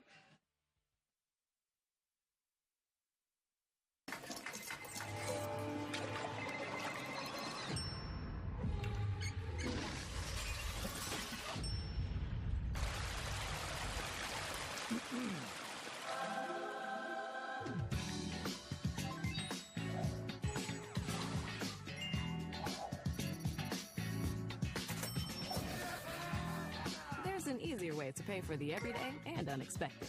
Up to $500 in 5 minutes or less. Download Dave today. This right here is confidence in a bottle. It makes me feel so much more confident than I've ever felt. They are some of the hottest videos on social. Minded game so far. No surprise there with the top offense overall in Monmouth, top rushing defense, top rushing offense, I should say, in Delaware State. Matt Harmon, czar of the playbook, Henry Hunt. Let's throw down and check in with our man on the sideline, Brandon London.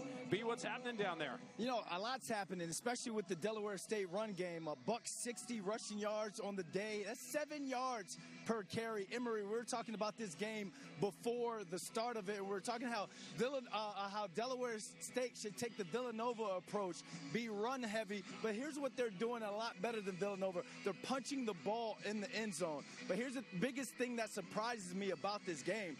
0 TOs, and I'm not talking Terrell Owens.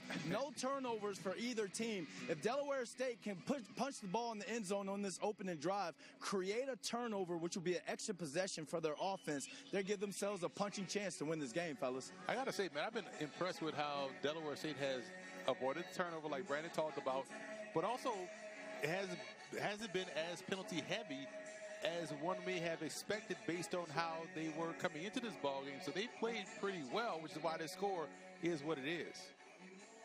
Brandon, when you look at it from a Monmouth perspective, that's the sideline you've been roaming a lot. What's the energy like right now? Hawks realize they're in it here for 60 minutes, I would assume. Well, I don't know how close we are to Six Flags, but it's like a roller coaster of emotions for this team. They score, they're up, the energy is there. Delaware State then goes back and answers, then the energy gets flat. But one thing you see is Derek Robertson, not only the on-the-field leader, but the off-the-field leader as well, always coming up to his guys, trying to keep them upbeat, whether it's the offense or the defense. All it takes is one big play to spark the momentum and energy for this Monmouth offense and this team. Best believe they're going to try and create that in the second half, fellas. All right, partner, stay cool down there on the sideline. We'll check back in with you in just a little bit. Teams lining up for the start of the third quarter. Again, Delaware State will get this football right now. Monmouth will kick it off. This first drive for the Hornets, Emery, pretty important. Not to be prisoner of the moment, but yes, this is a big drive right here for Delaware State. Out the back of the end zone. Teams having an exchange of words a couple of times we've seen. Brandon dropping that ball right there. talk about TOs and not Terrell Owens. Okay.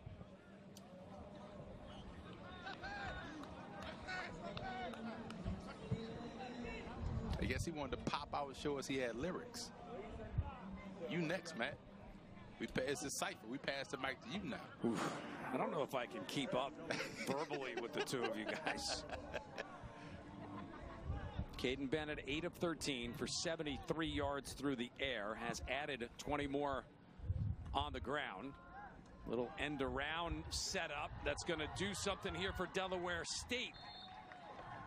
Down that far sideline. Good run by Nagy Lally, the redshirt senior.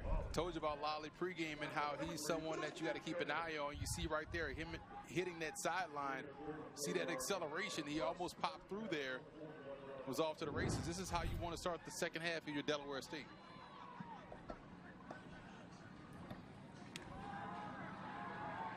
Inside carry, not much to work with there. Pickup of about 2. What we haven't seen so far in this game for Delaware State and Monmouth is a loss in the run game. A design run play, they've pretty much found positive yards every time. So it shows you how this offensive line is winning consistently at the point of attack.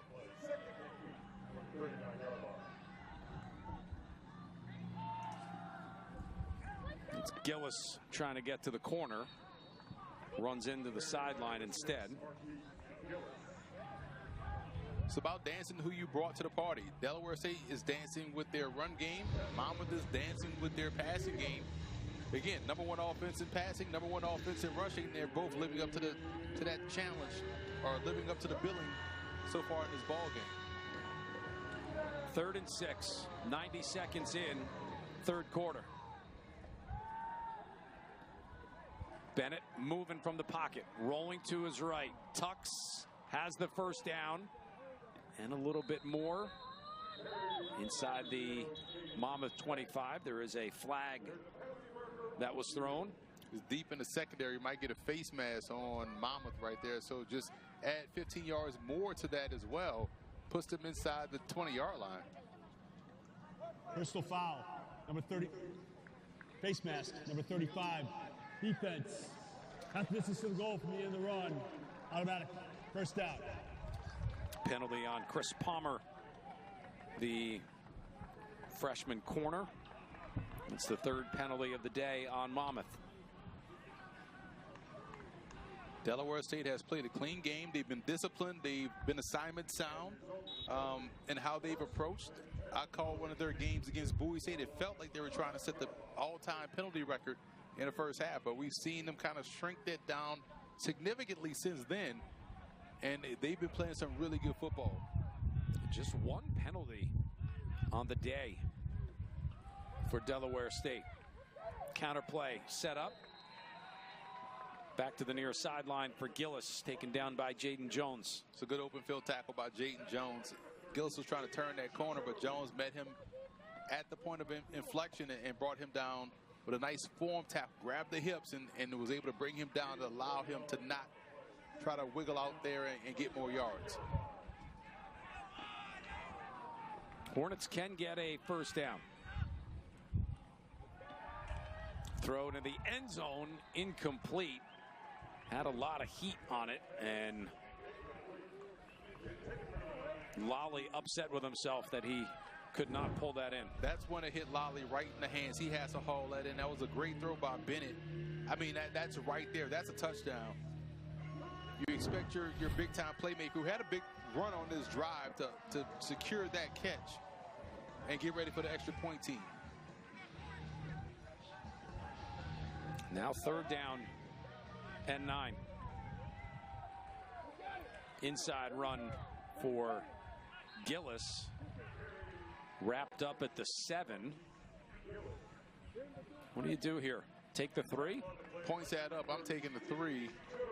But it looks like they're making a change at running back. They're bringing in James Jones, which would signify to Monmouth that this is a run play and they're going to try to run downhill, but could set themselves up for a play action pass, trying to come right back to that route that Lally dropped a few plays ago. 4th and 5.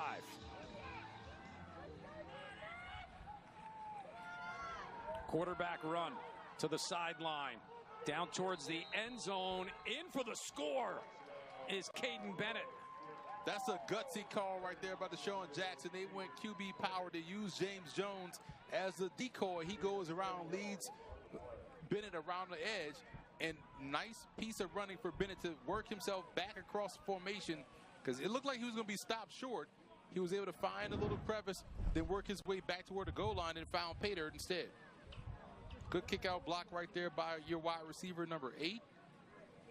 And Elwood Core, the tight end slash wide receiver, and Bennett made do what it do and got points. Extra point, tacked up and in. And we are back to a tie game. 28-28, 11:38 remaining. Good way to start the third quarter for Delaware State.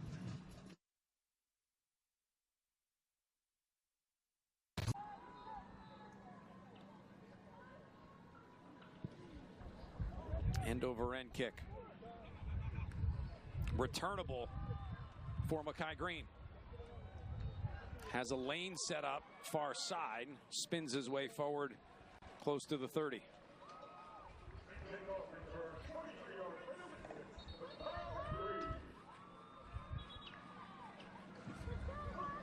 Timeout for an injured player.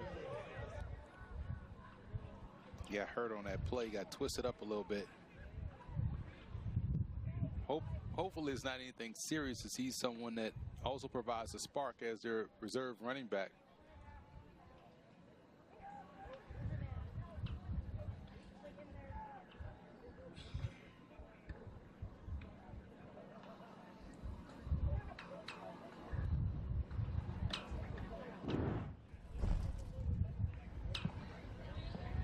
See him just come around the right side.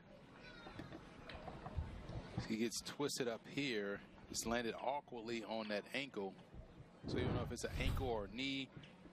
So you see him needing assistance coming off. One of those big-time playmakers that Monmouth has. One of like 1,000, you know. They have so many playmakers on this football team. And when you zoom out and look at them nationally, I mean, we've done a lot of Monmouth games over the years, and you see good offense, you see good playmakers, and you always want to say, well, can this team win in December? Can they go on a road and win games against teams from out west? And I think this team can, based on how effective this offense is. As long as they can stay consistent within the offensive line like they've been so far this season, this is a very good Monmouth football team in 2025. It's turn time for Derek Robertson, and the Monmouth University offense's turn.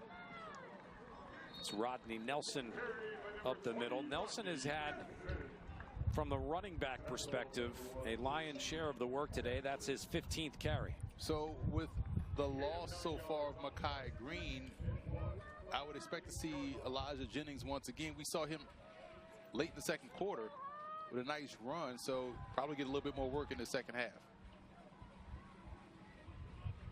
2nd and a yard. Robertson derried his receiver, fell down, looked like he was going to get up, and then slipped again. Right, and that was just a great job by Delaware State's defensive back, getting a good jam on him and throwing off the timing of that route, because that's where Robertson loves to live. He loves to live and operate in the timing realm, and that was his timing route. It was well designed, well set up, but just good execution on Delaware State's side to throw off the timing and force that incompletion.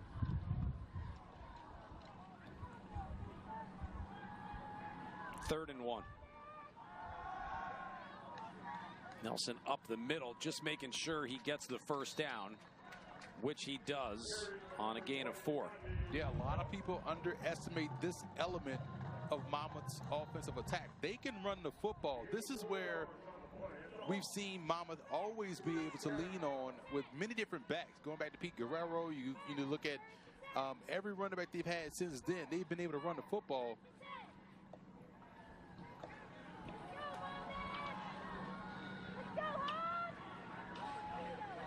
First and 10, Robertson. Play action. Wants the seam for Derry, who will drop the football. Open, if he catches it, it's probably a touchdown. Unbelievable dot just dropped right there by Derry. But it would have been all for naught anyway. It's coming back. It's a hold. Holding. Number 60, offense. 10-yard penalty. First down. And that was a deep shot they dialed up. They worked all throughout the game setting up that deep shot. And although when it came back for a hold, man, look at the ball that was dropped in the bucket right there for Derry. You got to be able to make that grab.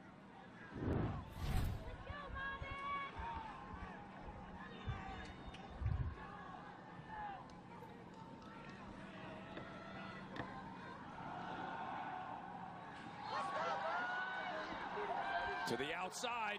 There goes Nelson. Fighting off a defender. And has Monmouth in business. Just spoke about how Monmouth has always been able to run the football. Jaden Shurton last year. Now you got Rodney Nelson this season. And this is someone that also has the power. And you see right there the speed to hit that sideline. And nice touchdown saving tackle right there by Delaware State's defensive back. Otherwise, Nelson would have been off to the races. And, man, just a great job finding that lane, getting outside, and showing you that he has the speed to nearly take it a distance. It's going to put him over 100 yards with a 62-yard run. So now Monmouth has shown you the balance. They have shown you the entire repertoire. They can throw, they can run.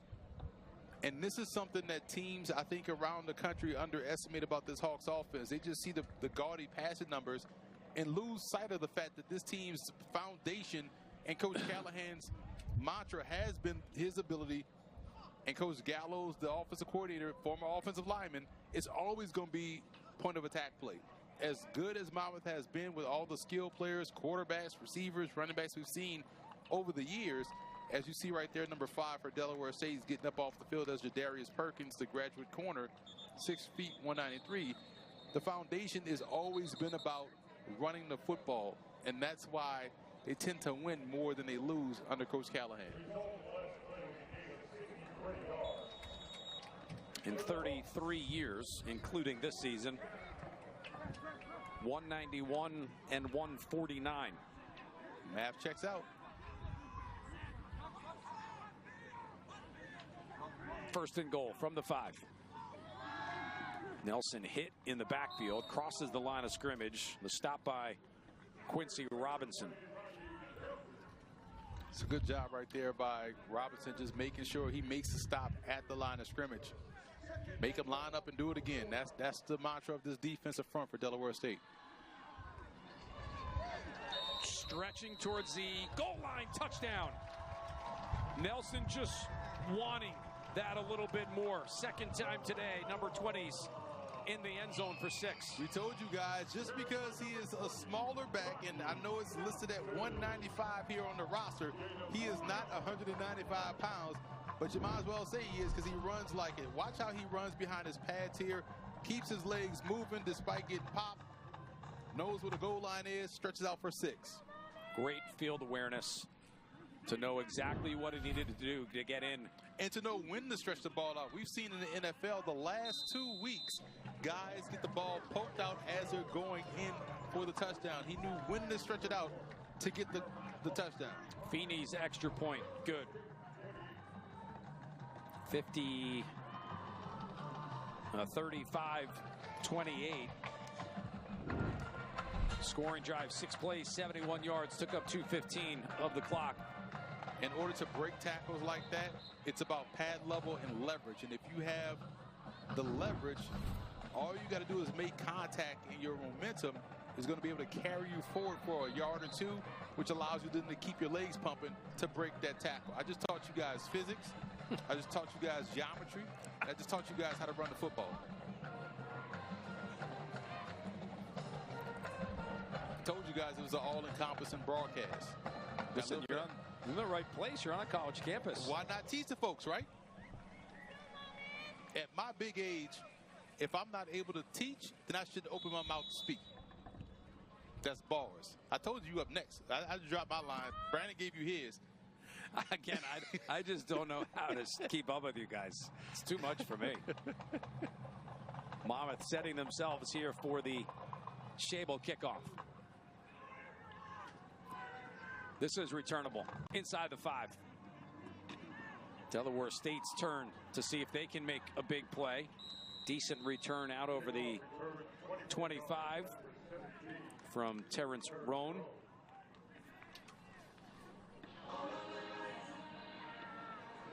So different the way that these teams realistically go about things. Monmouth with that last scoring drive, now up over 450 yards on the day. They average 560. They've still got a quarter and a half to do what they normally do. Caden Bennett, the Delaware State quarterback, has thrown it 14 times. He's completed it 8. Derek Robertson, 20 of 31 for 286. Wants to throw here. Circle pattern out of the backfield. Good catch. And getting a foot in bounds, Jaden Jenkins. Looked like that was a one-handed catch by the running back. He was able to get 2 hands on it, but one to corral it. It's tight, but the ref had a good look at it. He was running right down the sideline with the line judge. Ball at the Hornet 45.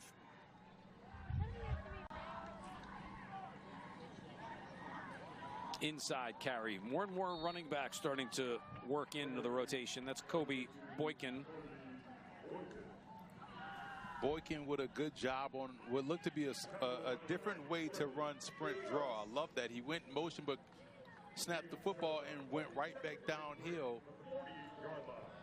Good pickup of 7. 2nd and 3.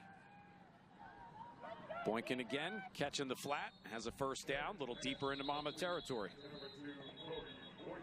71 for Delaware State. Let's see the game for one play. Julius Helmet coming up. 7-1 for Delaware State, lost his helmet. That's Takai Wallace, the redshirt sophomore, I'm sorry, from Gwynn Park, Pennsylvania.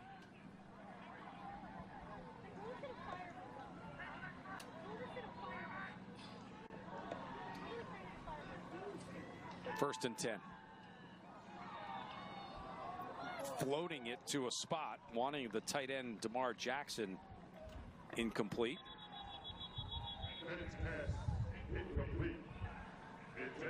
Officials timeout for an injured player.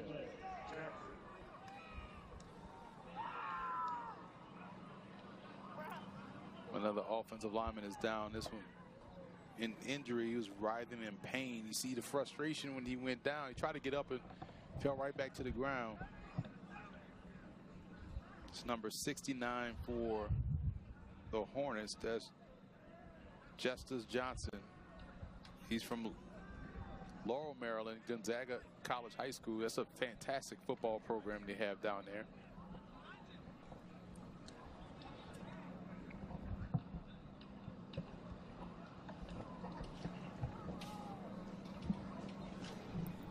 Monmouth next week on the road at Towson. They'll be back here on October.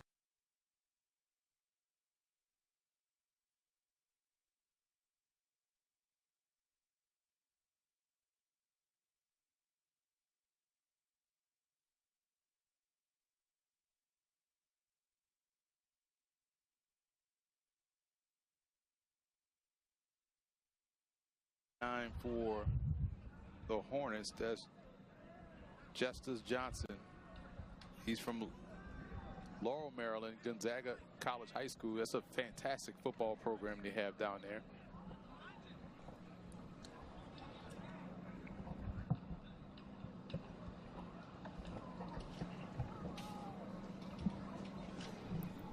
Monmouth next week on the road at Towson. They'll be back here on October 18th, 2 weeks from today, against Stony Brook. CAA play starting to heat back up for the remaining part of the way. Delaware State home next week against Southern Connecticut State. Then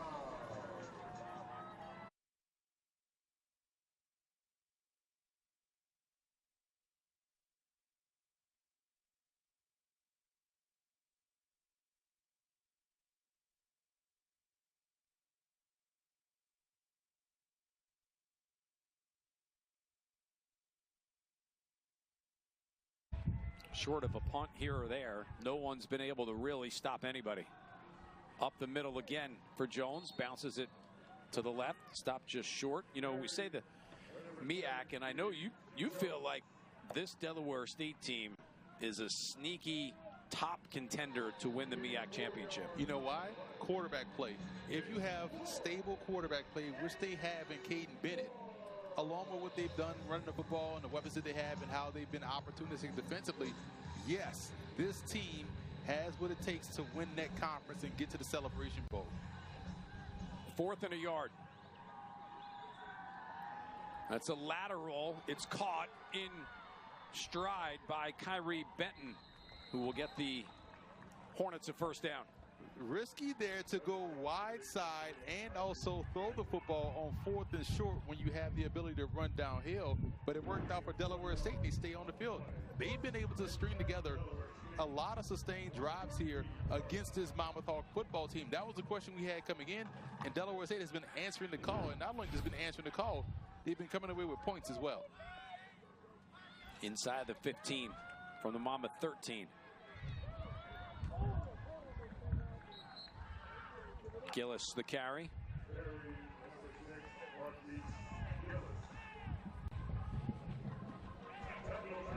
Like these backs for Delaware State, they run behind their pads. They don't waste time dancing in the backfield. They get north and south. They break tackles with consistency. You can tell they've been well coached by Clint Portis. On the ground again for Gillis. Just works his way to the goal line and pushing defenders out of his way. In for 6.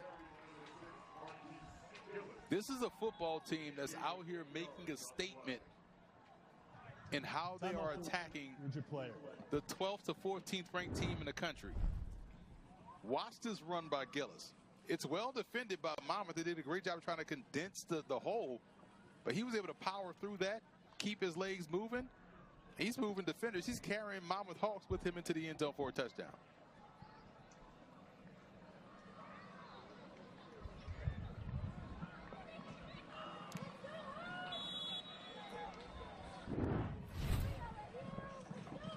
Big extra point. All these extra points. We know that's not going to be the last score of the day. Kicking game really important. Patrick Fisher Butler knocks it through to tie this at 35. Time on the field. Every time Monmouth looks like they're ready to explode, Delaware State has responded back. A 9-play, 73-yard scoring drive tied at 35. Activity. Matt Harmon, Emery Hunt up here in the box. 35-35, Monmouth and Delaware State. Back down to the field we go. Check in with Brandon London. The Monmouth players wearing the green ribbon sticker on or decal on their helmets. It's because we're observing Mental Health Awareness Month. It's been observed since 1949, and each year they have a different theme. 2023 was Look Around, Look Within. 2024, Where to Start. This year, 2025, Turn Awareness into Action.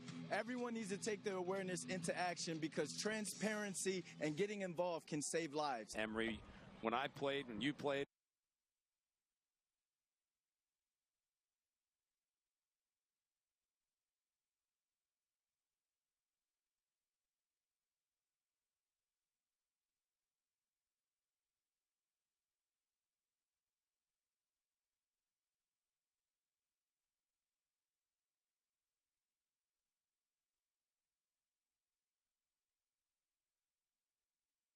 but also coaches as well, because we all need each other, and as soon as everyone around the world realizes that, the world will be a better place. Here's Deshaun Jackson, the Delaware State head coach.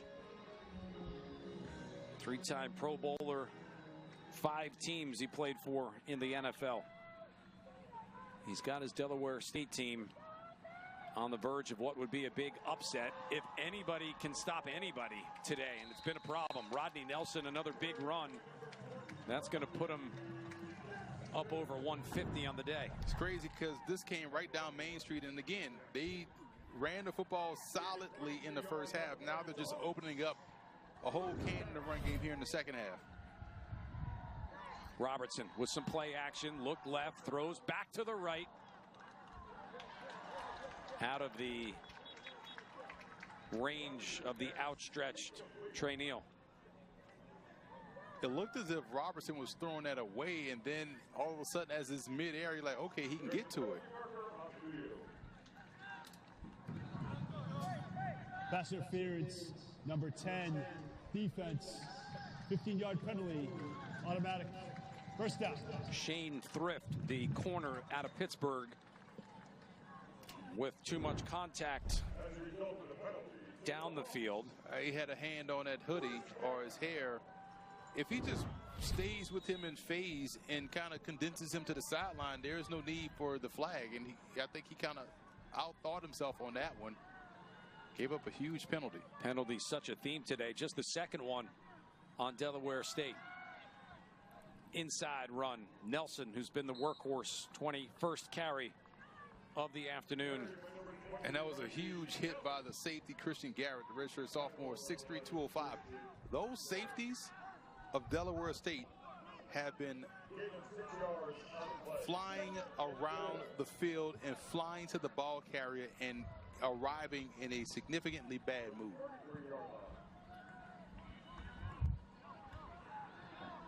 Second and 5.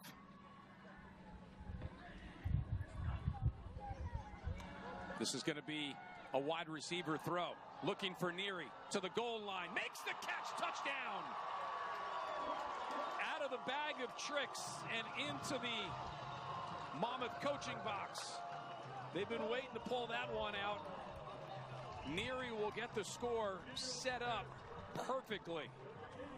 The late, great Bill Walsh said the best trick play is the first trick play.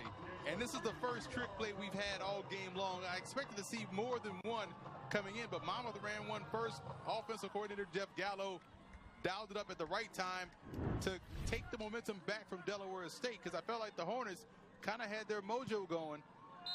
What a great timely play call for the trick play, and a good catch by Jack Neary, who dropped one early in the ball game, but he catches one when it counts for a touchdown. Trey Neal with the touchdown throw. Trey Neal did a nice job putting some arc underneath it, realizing he's throwing to a big body tight end, so at worst he'll go up and draw the flag. Ends up throwing an accurate pass for a touchdown. 3-play, 75-yard drive, 74 seconds is all it took for Monmouth to go down the field. Nelson the big run, Trey Neal with the touchdown throw to Jack Neary. We told you guys the over-under for points in this ball game was 75.5, which seems absurd. With 4 minutes left in the third quarter, we're sitting at 77 points. So says a lot about what many expected the offensive fireworks to look like in this ball game, and we're getting it from both sides. Sounds like they underestimated. Yeah, exactly. Neary's first touchdown this season, 8 now in his career. Again, returnable. In trouble behind the 20-yard line was Ryan Pelham-Taylor. I tell you what, man, this Monmouth coverage unit on kickoff. Talk about those strong safeties and safeties for Delaware State arriving in the bad move. So I have this coverage unit. Numerous sticks right there on the returner. And we've seen a lot of kickoff returns in this ball game, so that's a lot of information that we was able to compile to come away with that take. You know, there's something to be said, I feel like, in this world of you watch an NFL game and kickoffs are obviously much, much different. Everyone thinks just kick it out of the end zone, give them the touchback, take the return game out. If you've got good coverage, guys, like Monmouth does, to your point, you're pinning guys inside the 20. Quarterback run, Caden Bennett. Good work to get out over the 35-yard line to the 36. That's a gain of 17. And it's Bennett's legs that has helped them out in this ball game. He is truly making it an 11-on-11 game, and Monmouth has to find a way to figure that out. Hawks showing pressure. One-on-one coverage down the field. Some hand fighting. Chris Palmer had the coverage. Julius Dominguez was the intended target. The second time Takai Wallace's helmet has popped up. He has to get Offside. his equipment right. Number 5, defense, 5-yard penalty, first down. That play, though, will still go as a penalty. Charlie Sasso, he was the player that looked like he was going to blitz off the edge and then walked back off, but didn't walk off enough. So that is a 5-yard infraction on the Hawks, and Delaware State will keep it. Now have it 1st and 5. And a heads-up play by Bennett, realizing you have the free play. Take a shot downfield. You never know what could happen.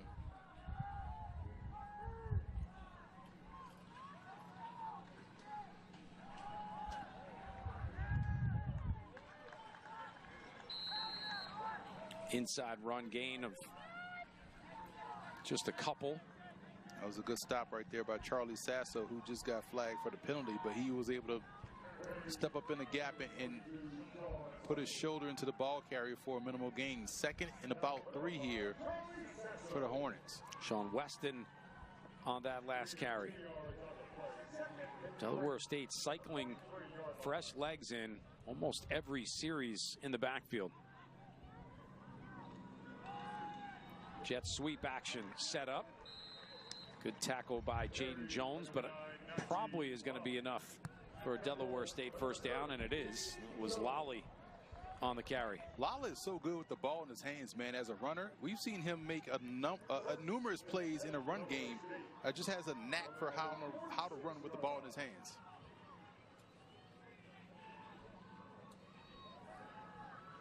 They're going single high back there, so if there's any opportunity to connect on a play or pop a long run, this is the opportunity if you're Delaware State. Coming up on 2 remaining, 3rd quarter. Bennett wanting to throw, has to move from the pocket. He's going to go to his left, cut it up field, and get out of bounds on a first down run. His acceleration is sneaky, man. I thought they went for the slot fade. He had it. He just didn't pull a trigger. But when you saw him turn the corner and accelerate down the sideline, man, he was able to chew up yards in chunks. The slot fade was the right call, but Bennett didn't trust it. Got around the corner and got the first down.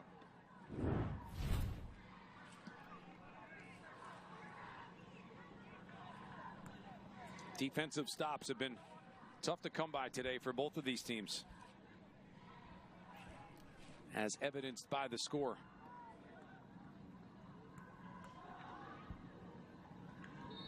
Give up the middle. Gain of a couple for Gillis.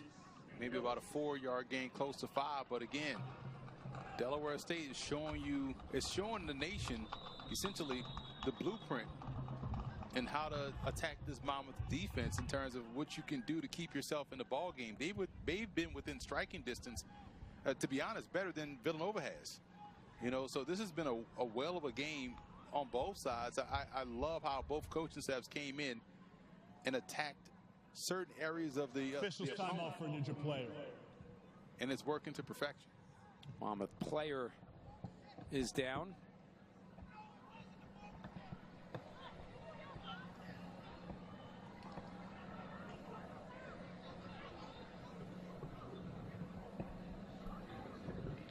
They would say what the best way to attack Monmouth would be, as much as you can, try and keep their offense off the field. Now granted, Hawks have 510 yards, 42 points, but these longer drives for Delaware State are at least letting your defense rest a little bit.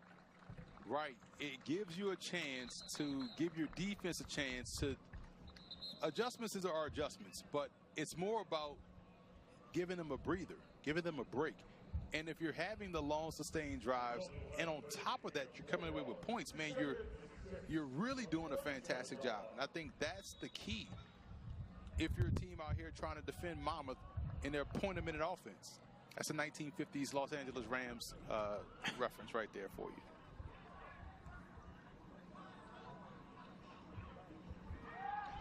Bennett in trouble. He is not going to get away this time. That is Lamont Lester Jr., who has been spectacular this year on the pass rush. Sometimes you don't want to make a bad play worse. Right there, should have just conceded the sack and got what he could moving forward. But now you back yourself up to behind the 6. It's 3rd and about 12. You get outside your element. Now you're going to have to throw this football unless you see it as a 2-down scenario and you run here, but you got to throw, and this is something that Monmouth can use to their advantage. 3rd and 12. Last 15 seconds of the 3rd. Hawks bringing pressure. Bennett rolling right. Gets away from one. Tucks it. Goes to the sideline. Gets pushed out by Deuce Lee with 3 seconds remaining on what was 3rd and 12. He got about 11 of those yards back. Wow. That's going to make an interesting decision on the other side of this commercial break. End of the 3rd. 45 in, 15 to go. Anybody's game. Monmouth up by 7. One more quarter to go, 42-35. Difference in this game right now, that trick play that Monmouth did so well. Brandon London, go ahead and break it down for us. Yes, sir. We got ourselves a big play on the perimeter. Look, when we talk about Monmouth's offense, there's so much that you have to prepare for, and that's the bubble screen and the jailbreak screen, those quick plays to the outside. In fact, Gavin Nelson scored on a 23-yard touchdown on the bubble screen, but Trey Neal does a great job of, one, catching the ball behind the line, and then he gets a great block with no hold by the wide receiver, throws it up there to Jack Neary. We talk about how Derek Robertson drops dimes. Trey Neal, pretty ball. Great job by Jeff Gallo countering a tendency there for the Monmouth offense. That is Jeff Gallo, longtime assistant coach in his 21st year, 6th as the offensive coordinator. Almost like you're like a mad scientist with all these guys, right? And the reason why a lot of his plays work is because it's not a skilled player drawing it up and designing it. He's a former offensive lineman, so he knows you got to block it up first before you do anything else outside of that. That's why everything he tends to do tends to have success, because he understands that foundation. 1st and 10. It's Bennett in the flat. Bennett for Gillis, who hops a Monmouth would-be tackler. Gillis is an NFL back, and we're watching why today. Just great contact balance, good athleticism right there to leap over a defender. We've seen him use his strength. We've seen the speed on the long run he had earlier in the first half. And we've seen the backup running back, James Jones, do the same thing. So they got 2 pro-level backs with an offensive line coached by a former first-round offensive line pick. This offense has a lot it's working with in terms of the foundational success that you can have long-term. Quarterback run to the sideline. Not a ton to work with. Good job, Hunter Watson, redshirt freshman defensive end, to make the tackle. Not a ton to work with, but again, keeps the play clock moving, keeps the clock moving, keeps the offense seeing success. Maybe not in the chunk play variety, but you see a positive yard, you say, okay, we could build on that. And as long as you keep stacking positive plays, good things tend to happen for you.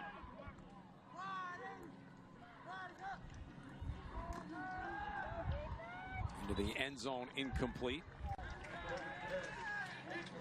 Lolly, the intended target. That was a high throw. If we saw that earlier in the game, if Bennett can bring it down just a little bit, it gives Lolly a chance to go up and get it, but that was a little bit too high for him. Tried to fit it in between 2 defenders.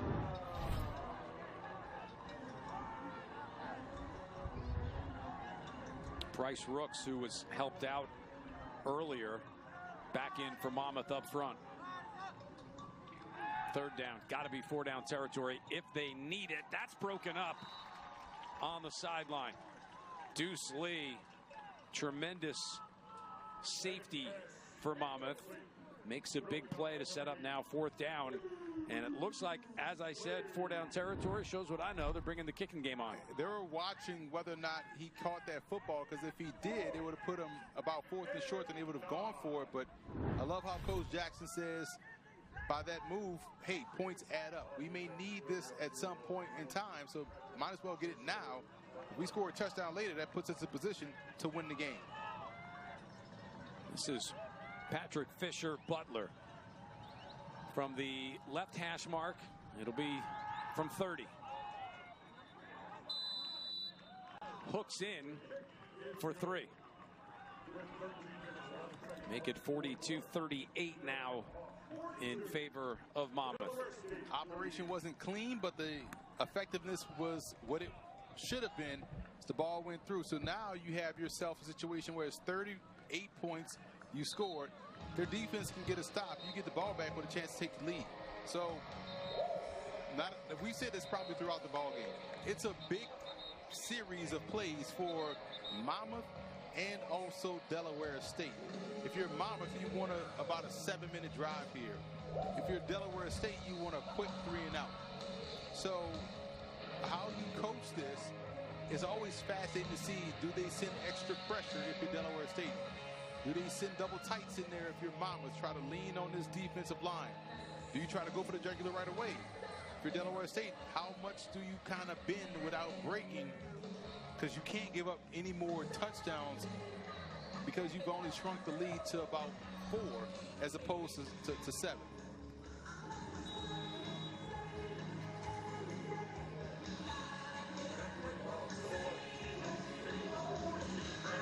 Josh Derry will go back as the extra return guy with Makai Green nicked up earlier in the game.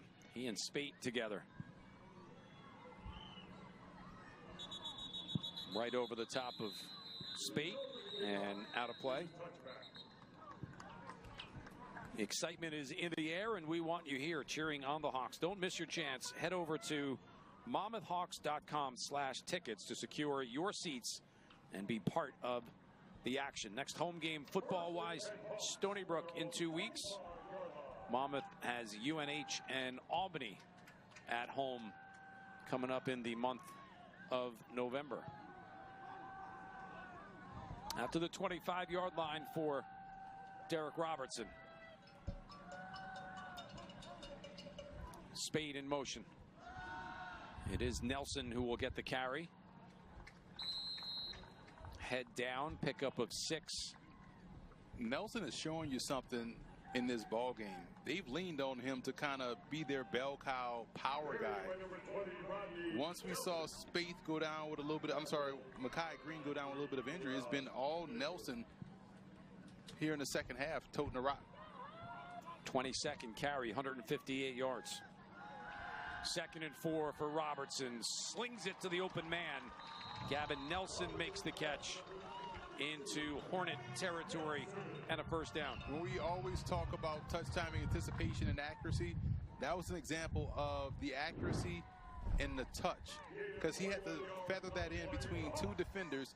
That honey hole, they like to call it, between cover 2, and he dropped it right in the bucket for a first down. Robertson has time, looking to the end zone. That is flipped up, almost intercepted, ultimately dropped. It would have been a big change of possession. Wayne Favors III, step-for-step coverage with Gavin Nelson. Wayne Favors dropped that about 5 times. I thought at one of those he was going to catch it, but I was also questioning whether or not Gavin Nelson stopped too early on the route. That ball hit every part of his body before he ultimately dropped it the 5th time. This is the type of play you have to make if you're Delaware State. That's a huge opportunity missed by the Hornets secondary. Sets up a 2nd and 10 for Monmouth. Quick pass outside. Neal brings it in. And how oftentimes in ball games we've seen the team at any level drop an interception and then subsequently a couple plays later the touchdown. So a play doesn't care who makes it. It just wants to be made. And that was a play that could have been made by Delaware State. That was a missed opportunity. Monmouth going tempo offensively, 3rd and 3.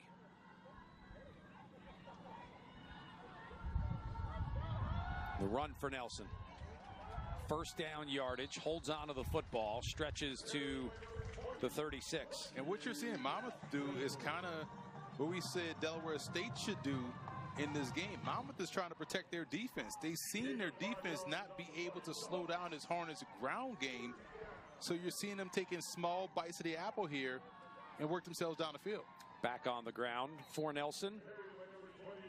And a pickup of 2.5, maybe 3.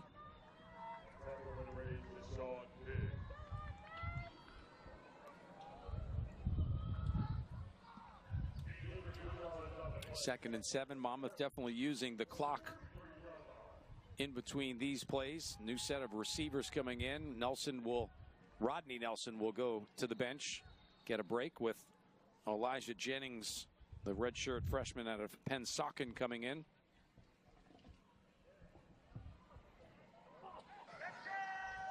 Timeout. Delaware State for an injured player. Their first and a half. Hornets using a timeout. We will take a break as well. 10:43 remaining. Monmouth 42, Del State 38. And then tomorrow afternoon, to wrap up the weekend, women's soccer with Monmouth and Hofstra doing battle. Both of those games on cross-campus Hess Field. Second and 7 for Robertson. Tuck it and run, and wisely give himself up after a gain of a couple. And that's something that you don't normally see from Derek Robertson. If he can do that 1 or 2 times a game, it kind of gives the defense a little bit of something extra to work themselves into a frenzy about, like, hey, he may take off. He doesn't have to do it often, but when you see the opportunity there, just go pick up those cheap yards like he did.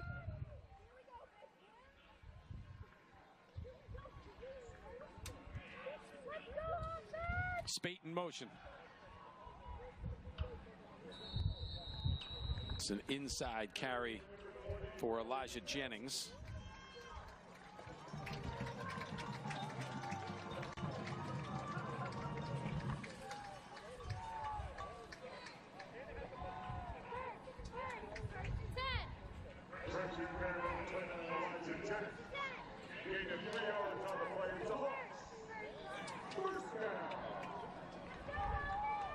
This is a big drive for Monmouth because you get a touchdown.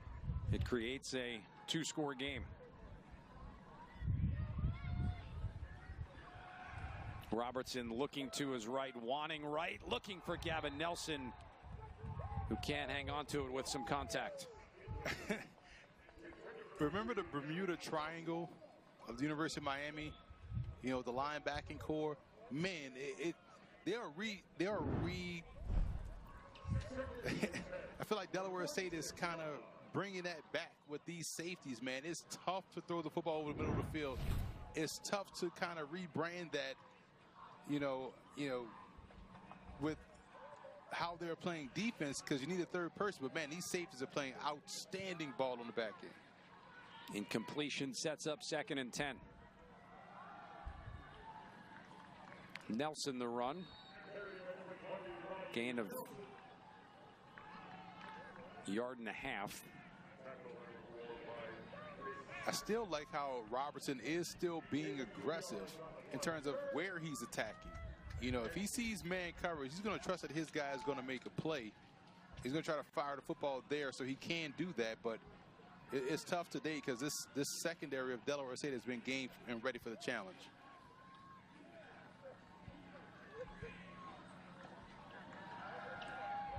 To the end zone, looking in the direction of Trey Neal, who hauls it in. Touchdown, Monmouth.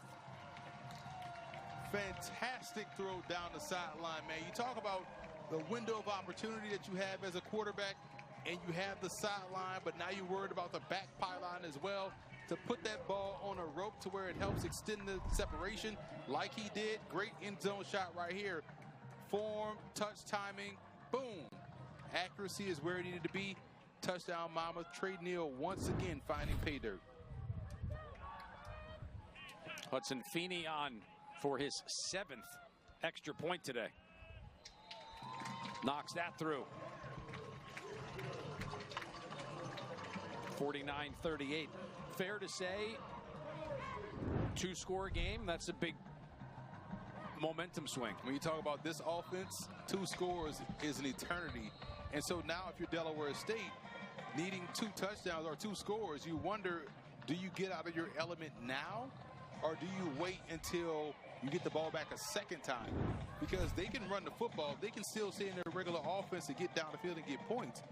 But now you have to make it up on the other side. You got to get a quick defensive stop. So it'll be fascinating to see how Coach Deshaun Jackson manages this. But this is right here important that's on your screen.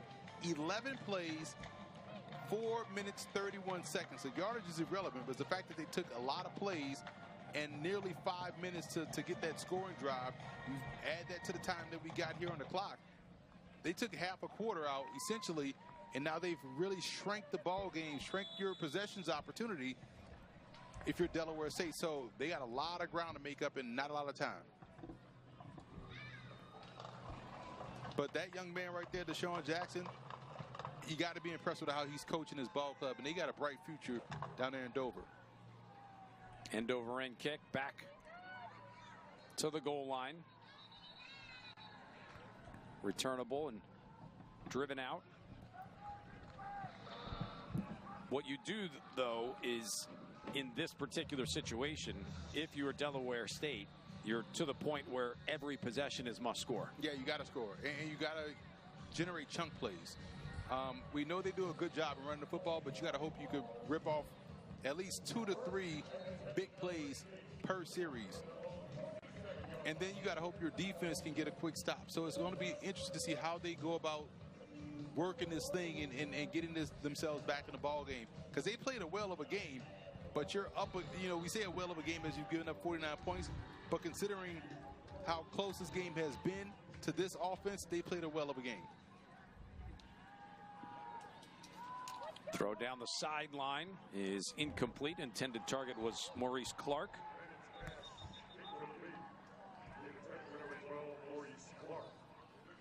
Probably going to get Monmouth for pass interference right there. Pass interference, number 30, defense, 15-yard penalty, automatic. First down.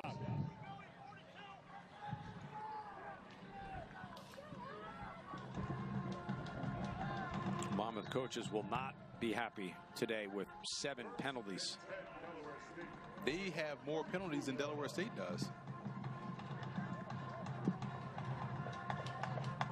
First and 10. Bennett stepping forward, does get over the line of scrimmage. A gain of just a yard. Good job by Bennett not forcing the throw, making a bad play worse. We talked about that on the last series. Get what you can, stay ahead of the schedule, or stay on schedule ahead of the chains. Good non-play right there for him. Keeps you in a 2nd and 10 situation as opposed to a turnover or taking a loss.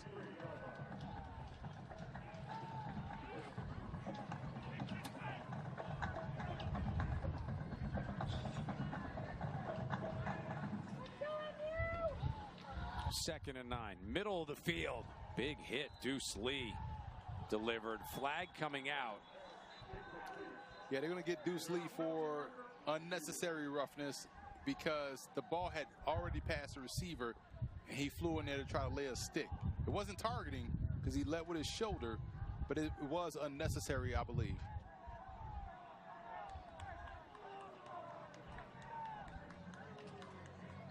Old school football, that would have been a good hit.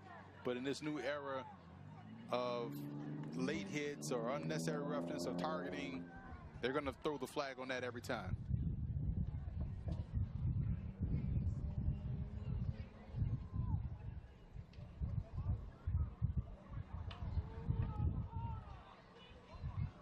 Delaware State player down.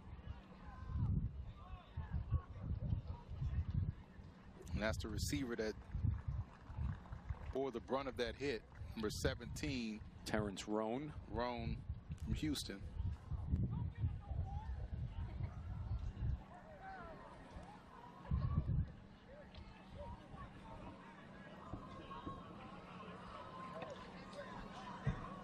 We still have not gotten the official penalty word.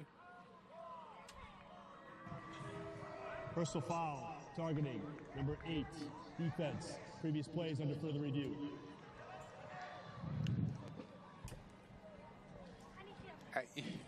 The targeting foul I've always had a problem with. I get the spirit of the rule, but I don't like on the back end if you throw the kid out the game. Because as much as they want to say you can't tell intent. Yes, you can. You can tell when someone was legitimately targeting someone or headhunting someone. This is just a hit right here. Boom. That should be a quick review and turn around because it wasn't targeted. He didn't lead with his helmet. He went to the midsection. It was just a big hit. You could even make the argument that Deuce Lee, I get it, that's going to be a penalty, but his head was down and he was leading with the shoulder. He didn't really see the ball go past him. He kind of went with, and a lot of times I feel like we tend to, not understand physics. As I lower my shoulder, you will lower your head as well. Now, he didn't try to lead with the crown of his helmet, but your head will lower as you lower your shoulder. It's connected to your neck.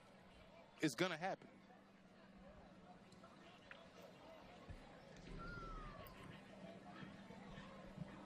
Brandon, what did you see down on the field? Guys, I was standing there. I saw the back judge. He was the one to throw the flag, and I believe he threw it because, again, like Emery said, it was an unnecessary hit. Now, I don't think he's going to be ejected for targeting, for lowering his head. But at the end of the day, these young DBs are going to have to learn that if it looks like it's incomplete and the receiver looks defenseless, there's no point of taking a shot or trying to lay the boom on him because you're going to get called for that. So I don't think he's going to get thrown out of the game for the targeting penalty, but it's unfortunate because it keeps a drive going for Delaware State. And Brandon, if you're a receiver, why not just sell it up and lay down, and that's going to force the ref to throw the flag. After the review, there is no targeting on the play. It'll be third down. Absolutely, Emery. I'm going to get an Oscar for that one. I'm going to play it up, like Denzel in Training Day. But at the end of the day, if you don't want to put yourself in position like that for the ref to have to make a judgment call, sometimes DBs, you're just going to have to lay it up. And this is not a former receiver saying that. Alex Perella. But his head was down and he was leading with the shoulder. He didn't really see the ball go past him. A lot of times I feel like we tend to, not understand physics. As I lower my shoulder, you will lower your head as well. Now, he didn't try to lead with the crown of his helmet, but your head will lower as you lower your shoulder. It's connected to your neck. It's going to happen.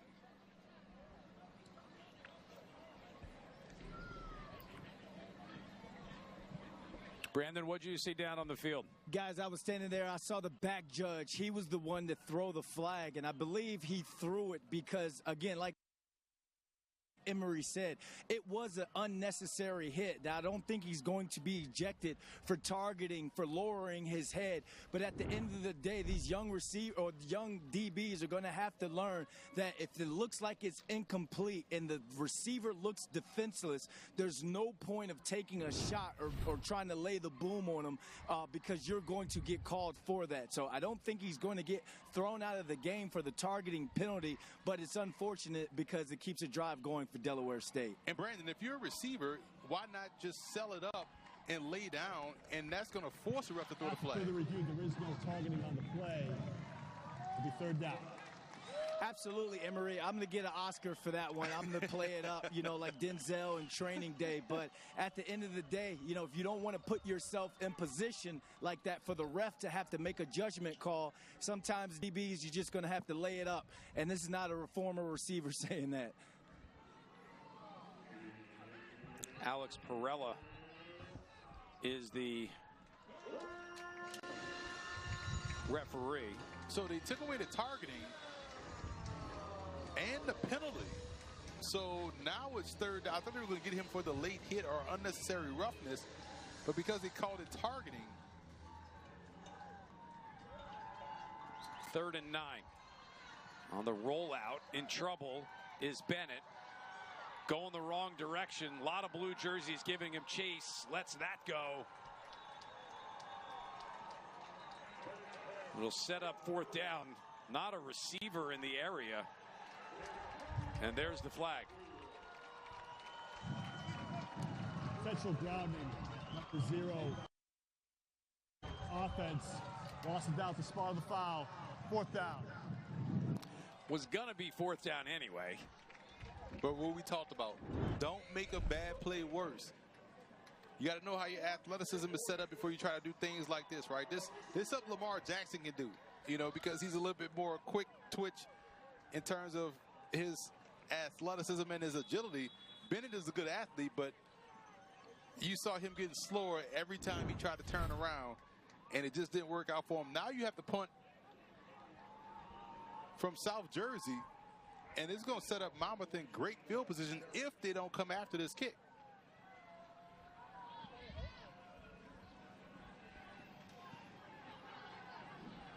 Ball will bounce. Derry will stay away from it. Gets down with 7:16 remaining.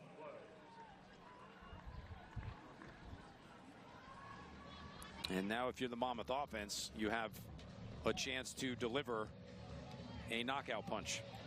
Right. And now if you're Monmouth, knowing the situation, do you go into your 4-minute offense now with 7:16 left, or do you try to go for a quick strike or play your offense in terms of like being up-tempo, getting back on the ball, or do you try to slowly shrink this game even more so?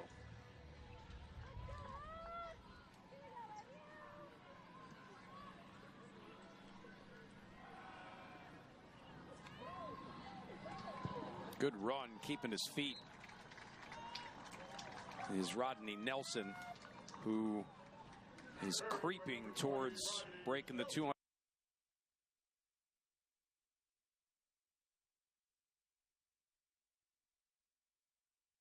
Inside runner for a guy of his stature. As much as Monmouth likes tempo, probably the time of the game to work the play clock a little bit.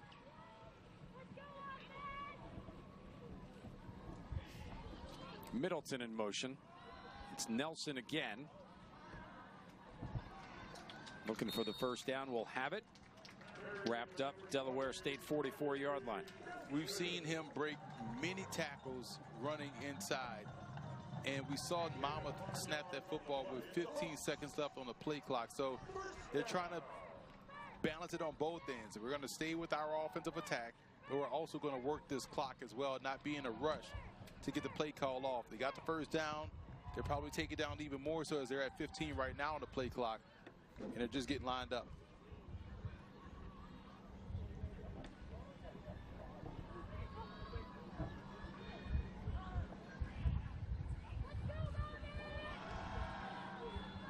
There's Nelson, slips the first set of tacklers to the 39, gain of 5. That's going to put him at 189 on the game. Delaware State has 2 timeouts, so it'll be interesting to see when they start to utilize those. Maybe if they get a stop here, do they take one and hope they get a stop on 4th down? But this is a big 2nd down, more so than 3rd down for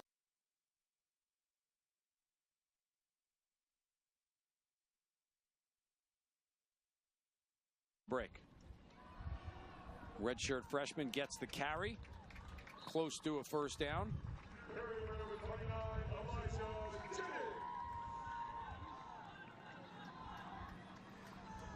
It's 3rd and about 1. Jennings has run with some pop today. We've seen him show his athletic ability and talent. I think fair to say, Emery, right here, this is the game. Yeah, this is the ball game right here. You know, and it's funny how it comes down to point of attack play. Jeff Gallo, former offensive lineman, has his foundation with the run game. Jennings, first down. And Monmouth 4 minutes and 20 seconds away from a 4-1 start for the first time since 2017 and the 8th time in 33 years of football. So you factor in 35, 25 yards of offense just now in this series, and they've already taken 3 minutes off the clock. And so that's how you kind of want to salt the game away if you're Monmouth.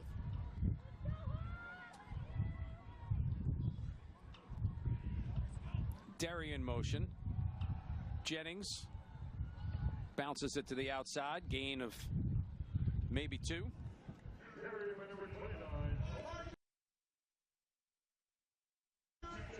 all the backs we've watched in this ball game, we've seen them do similar things. And the main thing has been how they'll make a subtle move, but then they'll get right back down north and south. We just saw that with Jennings. Like, he sort of bounced outside to see if he can get to the corner, realized it was taken away. Let me just get north and south and get what I can. And it's just smart running, man. And that's what I like to see from these young backs.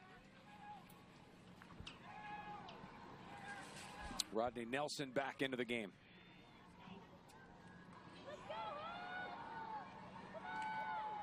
Spate on the carry.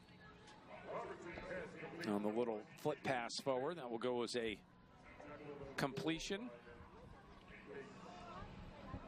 Where would you rank Robertson right now in terms of the Peyton Award race? I know it's early, but he has to be a favorite. Be right up at the top. Yeah, he has to be.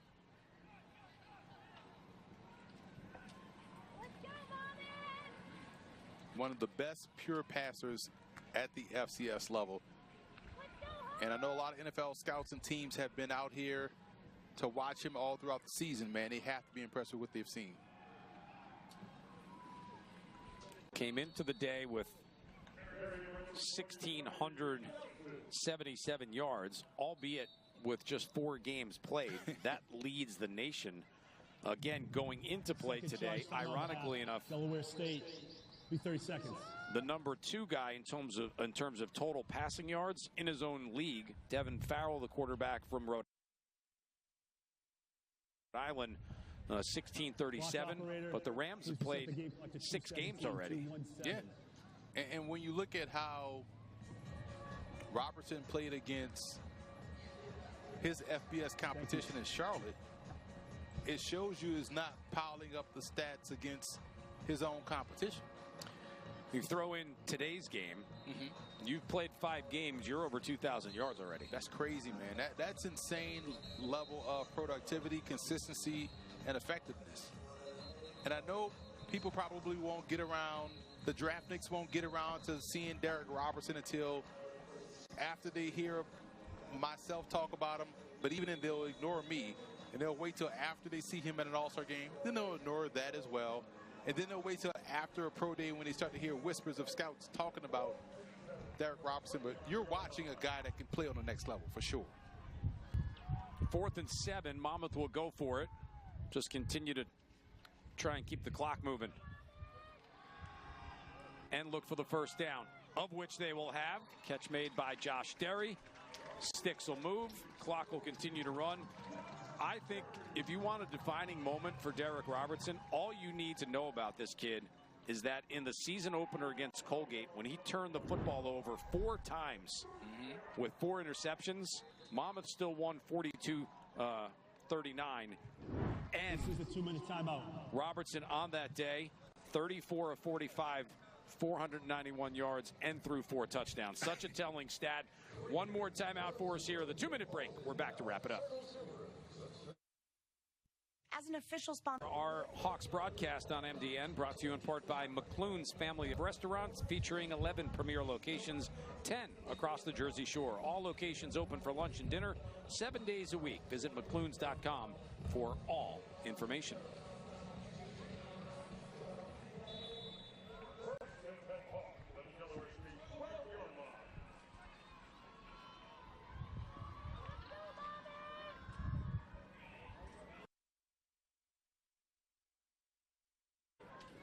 Off the 2-minute timeout, Rodney Nelson lowers his shoulder, picks up a few. If you're Monmouth, you don't essentially have to, you could close out the game here with a couple of knees, unless Delaware State takes a timeout. To which they have 1 remaining.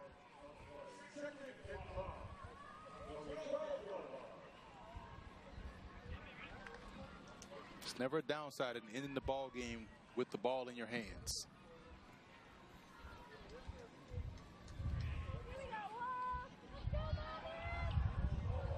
Nelson inside again. Hawks will have to snap it one more time. One more time. Seems like Delaware State is not going to use that timeout.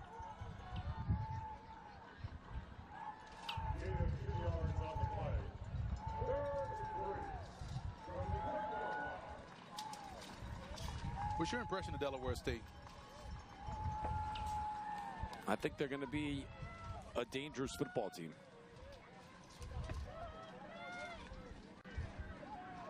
Southern Connecticut State in a non-league game next time out, and then into the MEAC. Here's Rodney Nelson looking for more. He gets Monmouth a first down. Chains will move.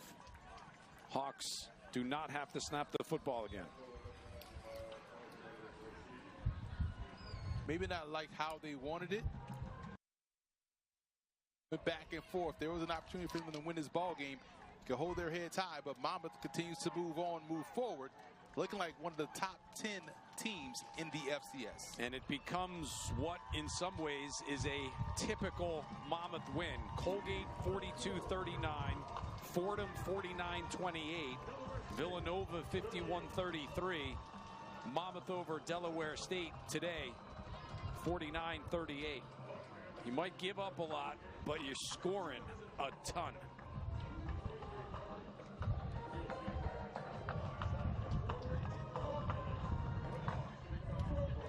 At the end of the day, Emery, if you outscore everybody, you win. You win. You just need 1 point more than your opponent, and Monmouth has done that more often than not. 4 times this season they've done that, accomplished that goal, getting the win here today against Delaware State. Hawks will hop back into CAA play next week down at Towson, which is off to a pretty good start. Another day for the Hawk offense. 636 yards. That's above their season average. 49 points. And this will make Jeff Gallo happy. The best balance maybe of the year. 384 yards passing, 252 today on the ground. Balance on both sides of the ball. They won't be happy. Coach Callahan won't be happy about those 7 penalties, but in that 6-for-6 red zone opportunity for Delaware State, but you gotta love the consistency of offensive productivity and explosiveness. Monmouth is easily one of the top 10 teams in the FCS, if not top 5. Dare I say that? Top 5, folks. Well, we'll check your ballot after the week. Hey. It's a good win for Monmouth. And again, I think maybe understated a little bit was just how good Delaware State might be by the end of this year. That's going to be a tough out for anybody that has to deal with the Hornets. You see, as we're talking about where Monmouth could be headed, number 12 in the coaches poll coming in. This was going into the weekend. Don't have results from really anybody as of yet, but if week to week is any indication, there's usually a loss from somebody. Yep. In there, in that top 15. I mean, we saw Rhode Island lose yesterday, so that moves Monmouth up at least 1. So we'll see how it plays out. Down to the field we go. Brandon London standing by with Monmouth head coach Kevin Callahan. Coach, they wanted to go blow for blow with you guys, but both offensively and defensively, you were able to deliver the knockout punch. I've asked you this before. What'd you learn about the team in the win? Well, I learned that, we've got a very potent offense, and we can move the ball, we can score, and we can move the chains, and I think that's what saved us in the second half.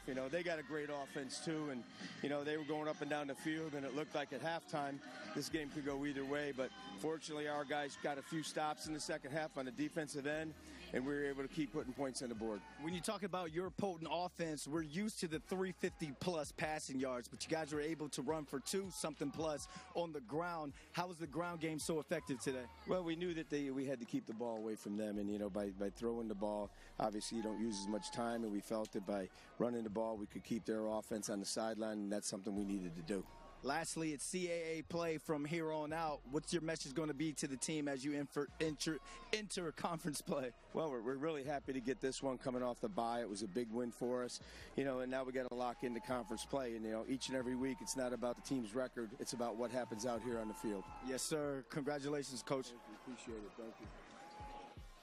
We'll grab Rodney Nelson for you coming up in just a second. Big performance out of the Monmouth running back in what is career win 192 for the Monmouth head coach, the top of the active FCS coaches. Hawks put 49 on the board. Big reason why, Rodney Nelson, who's back with Brandon London. 252 total rushing yards on the day for the team. How were you guys able to kind of impose your will on Delaware State? We just came out here and played Monmouth football. You know, we hold ourselves to a certain standard, and we come out here every week to play that standard. Anything other than that is not Monmouth football. We talk about the standard. The standard is each guy makes plays when their time is called. How competitive are you guys in practice, and what makes this unit so special? I think it's because we hold each other accountable a lot. We know what each other can do for the team, and we try to just hold ourselves accountable. Accountable. That's a great word. Entering CAA play. You got Townsend next week. I guess, are you guys ready for the CAA and everything that challenge brings? Yeah, we're just taking it week by week. It'll be fun to go back home to play Townsend, so we're just going to take it week by week, prepare for this week, and then week by week, yeah. A lot of people been hitting you up about tickets? Yeah, a lot of family and friends. So. What message do you have for are you on that phone on D&D? Yeah, just for this week, we're going to try to stay focused on the game. That's about it, so yeah. Congrats on the win, man. Thank you. Great job. I told you I can't match wits with you guys. Like, listen. You got to ask the important questions. These are the questions that America wants answers to. Well, they got a question and answer today in the form of, can the Monmouth offense keep going? The answer is a prohibitive yes. Yes. Again, top 10 football team you watch today. They put it out there on the field, and they've done a great job in answering the call all the time. Our producer-director today, Ann Toner. Our man on the sideline, Brandon London. My man up here in the box, the czar of the playbook, Emery Hunt. I'm Matt Harmon saying so long from West Long Branch, New Jersey. Your final score, Monmouth 49, Delaware State 38. Flow Sports is your home for live and on-demand CAA sports coverage all season long. Visit flowsports.tv/CAA for more information. This has been a presentation of the Monmouth Digital Network. The Hawks are now 4-1, and they'll be back in CAA play next week down in the Baltimore area. Enjoy the rest of your college football Saturday. Hawks win it 49-38.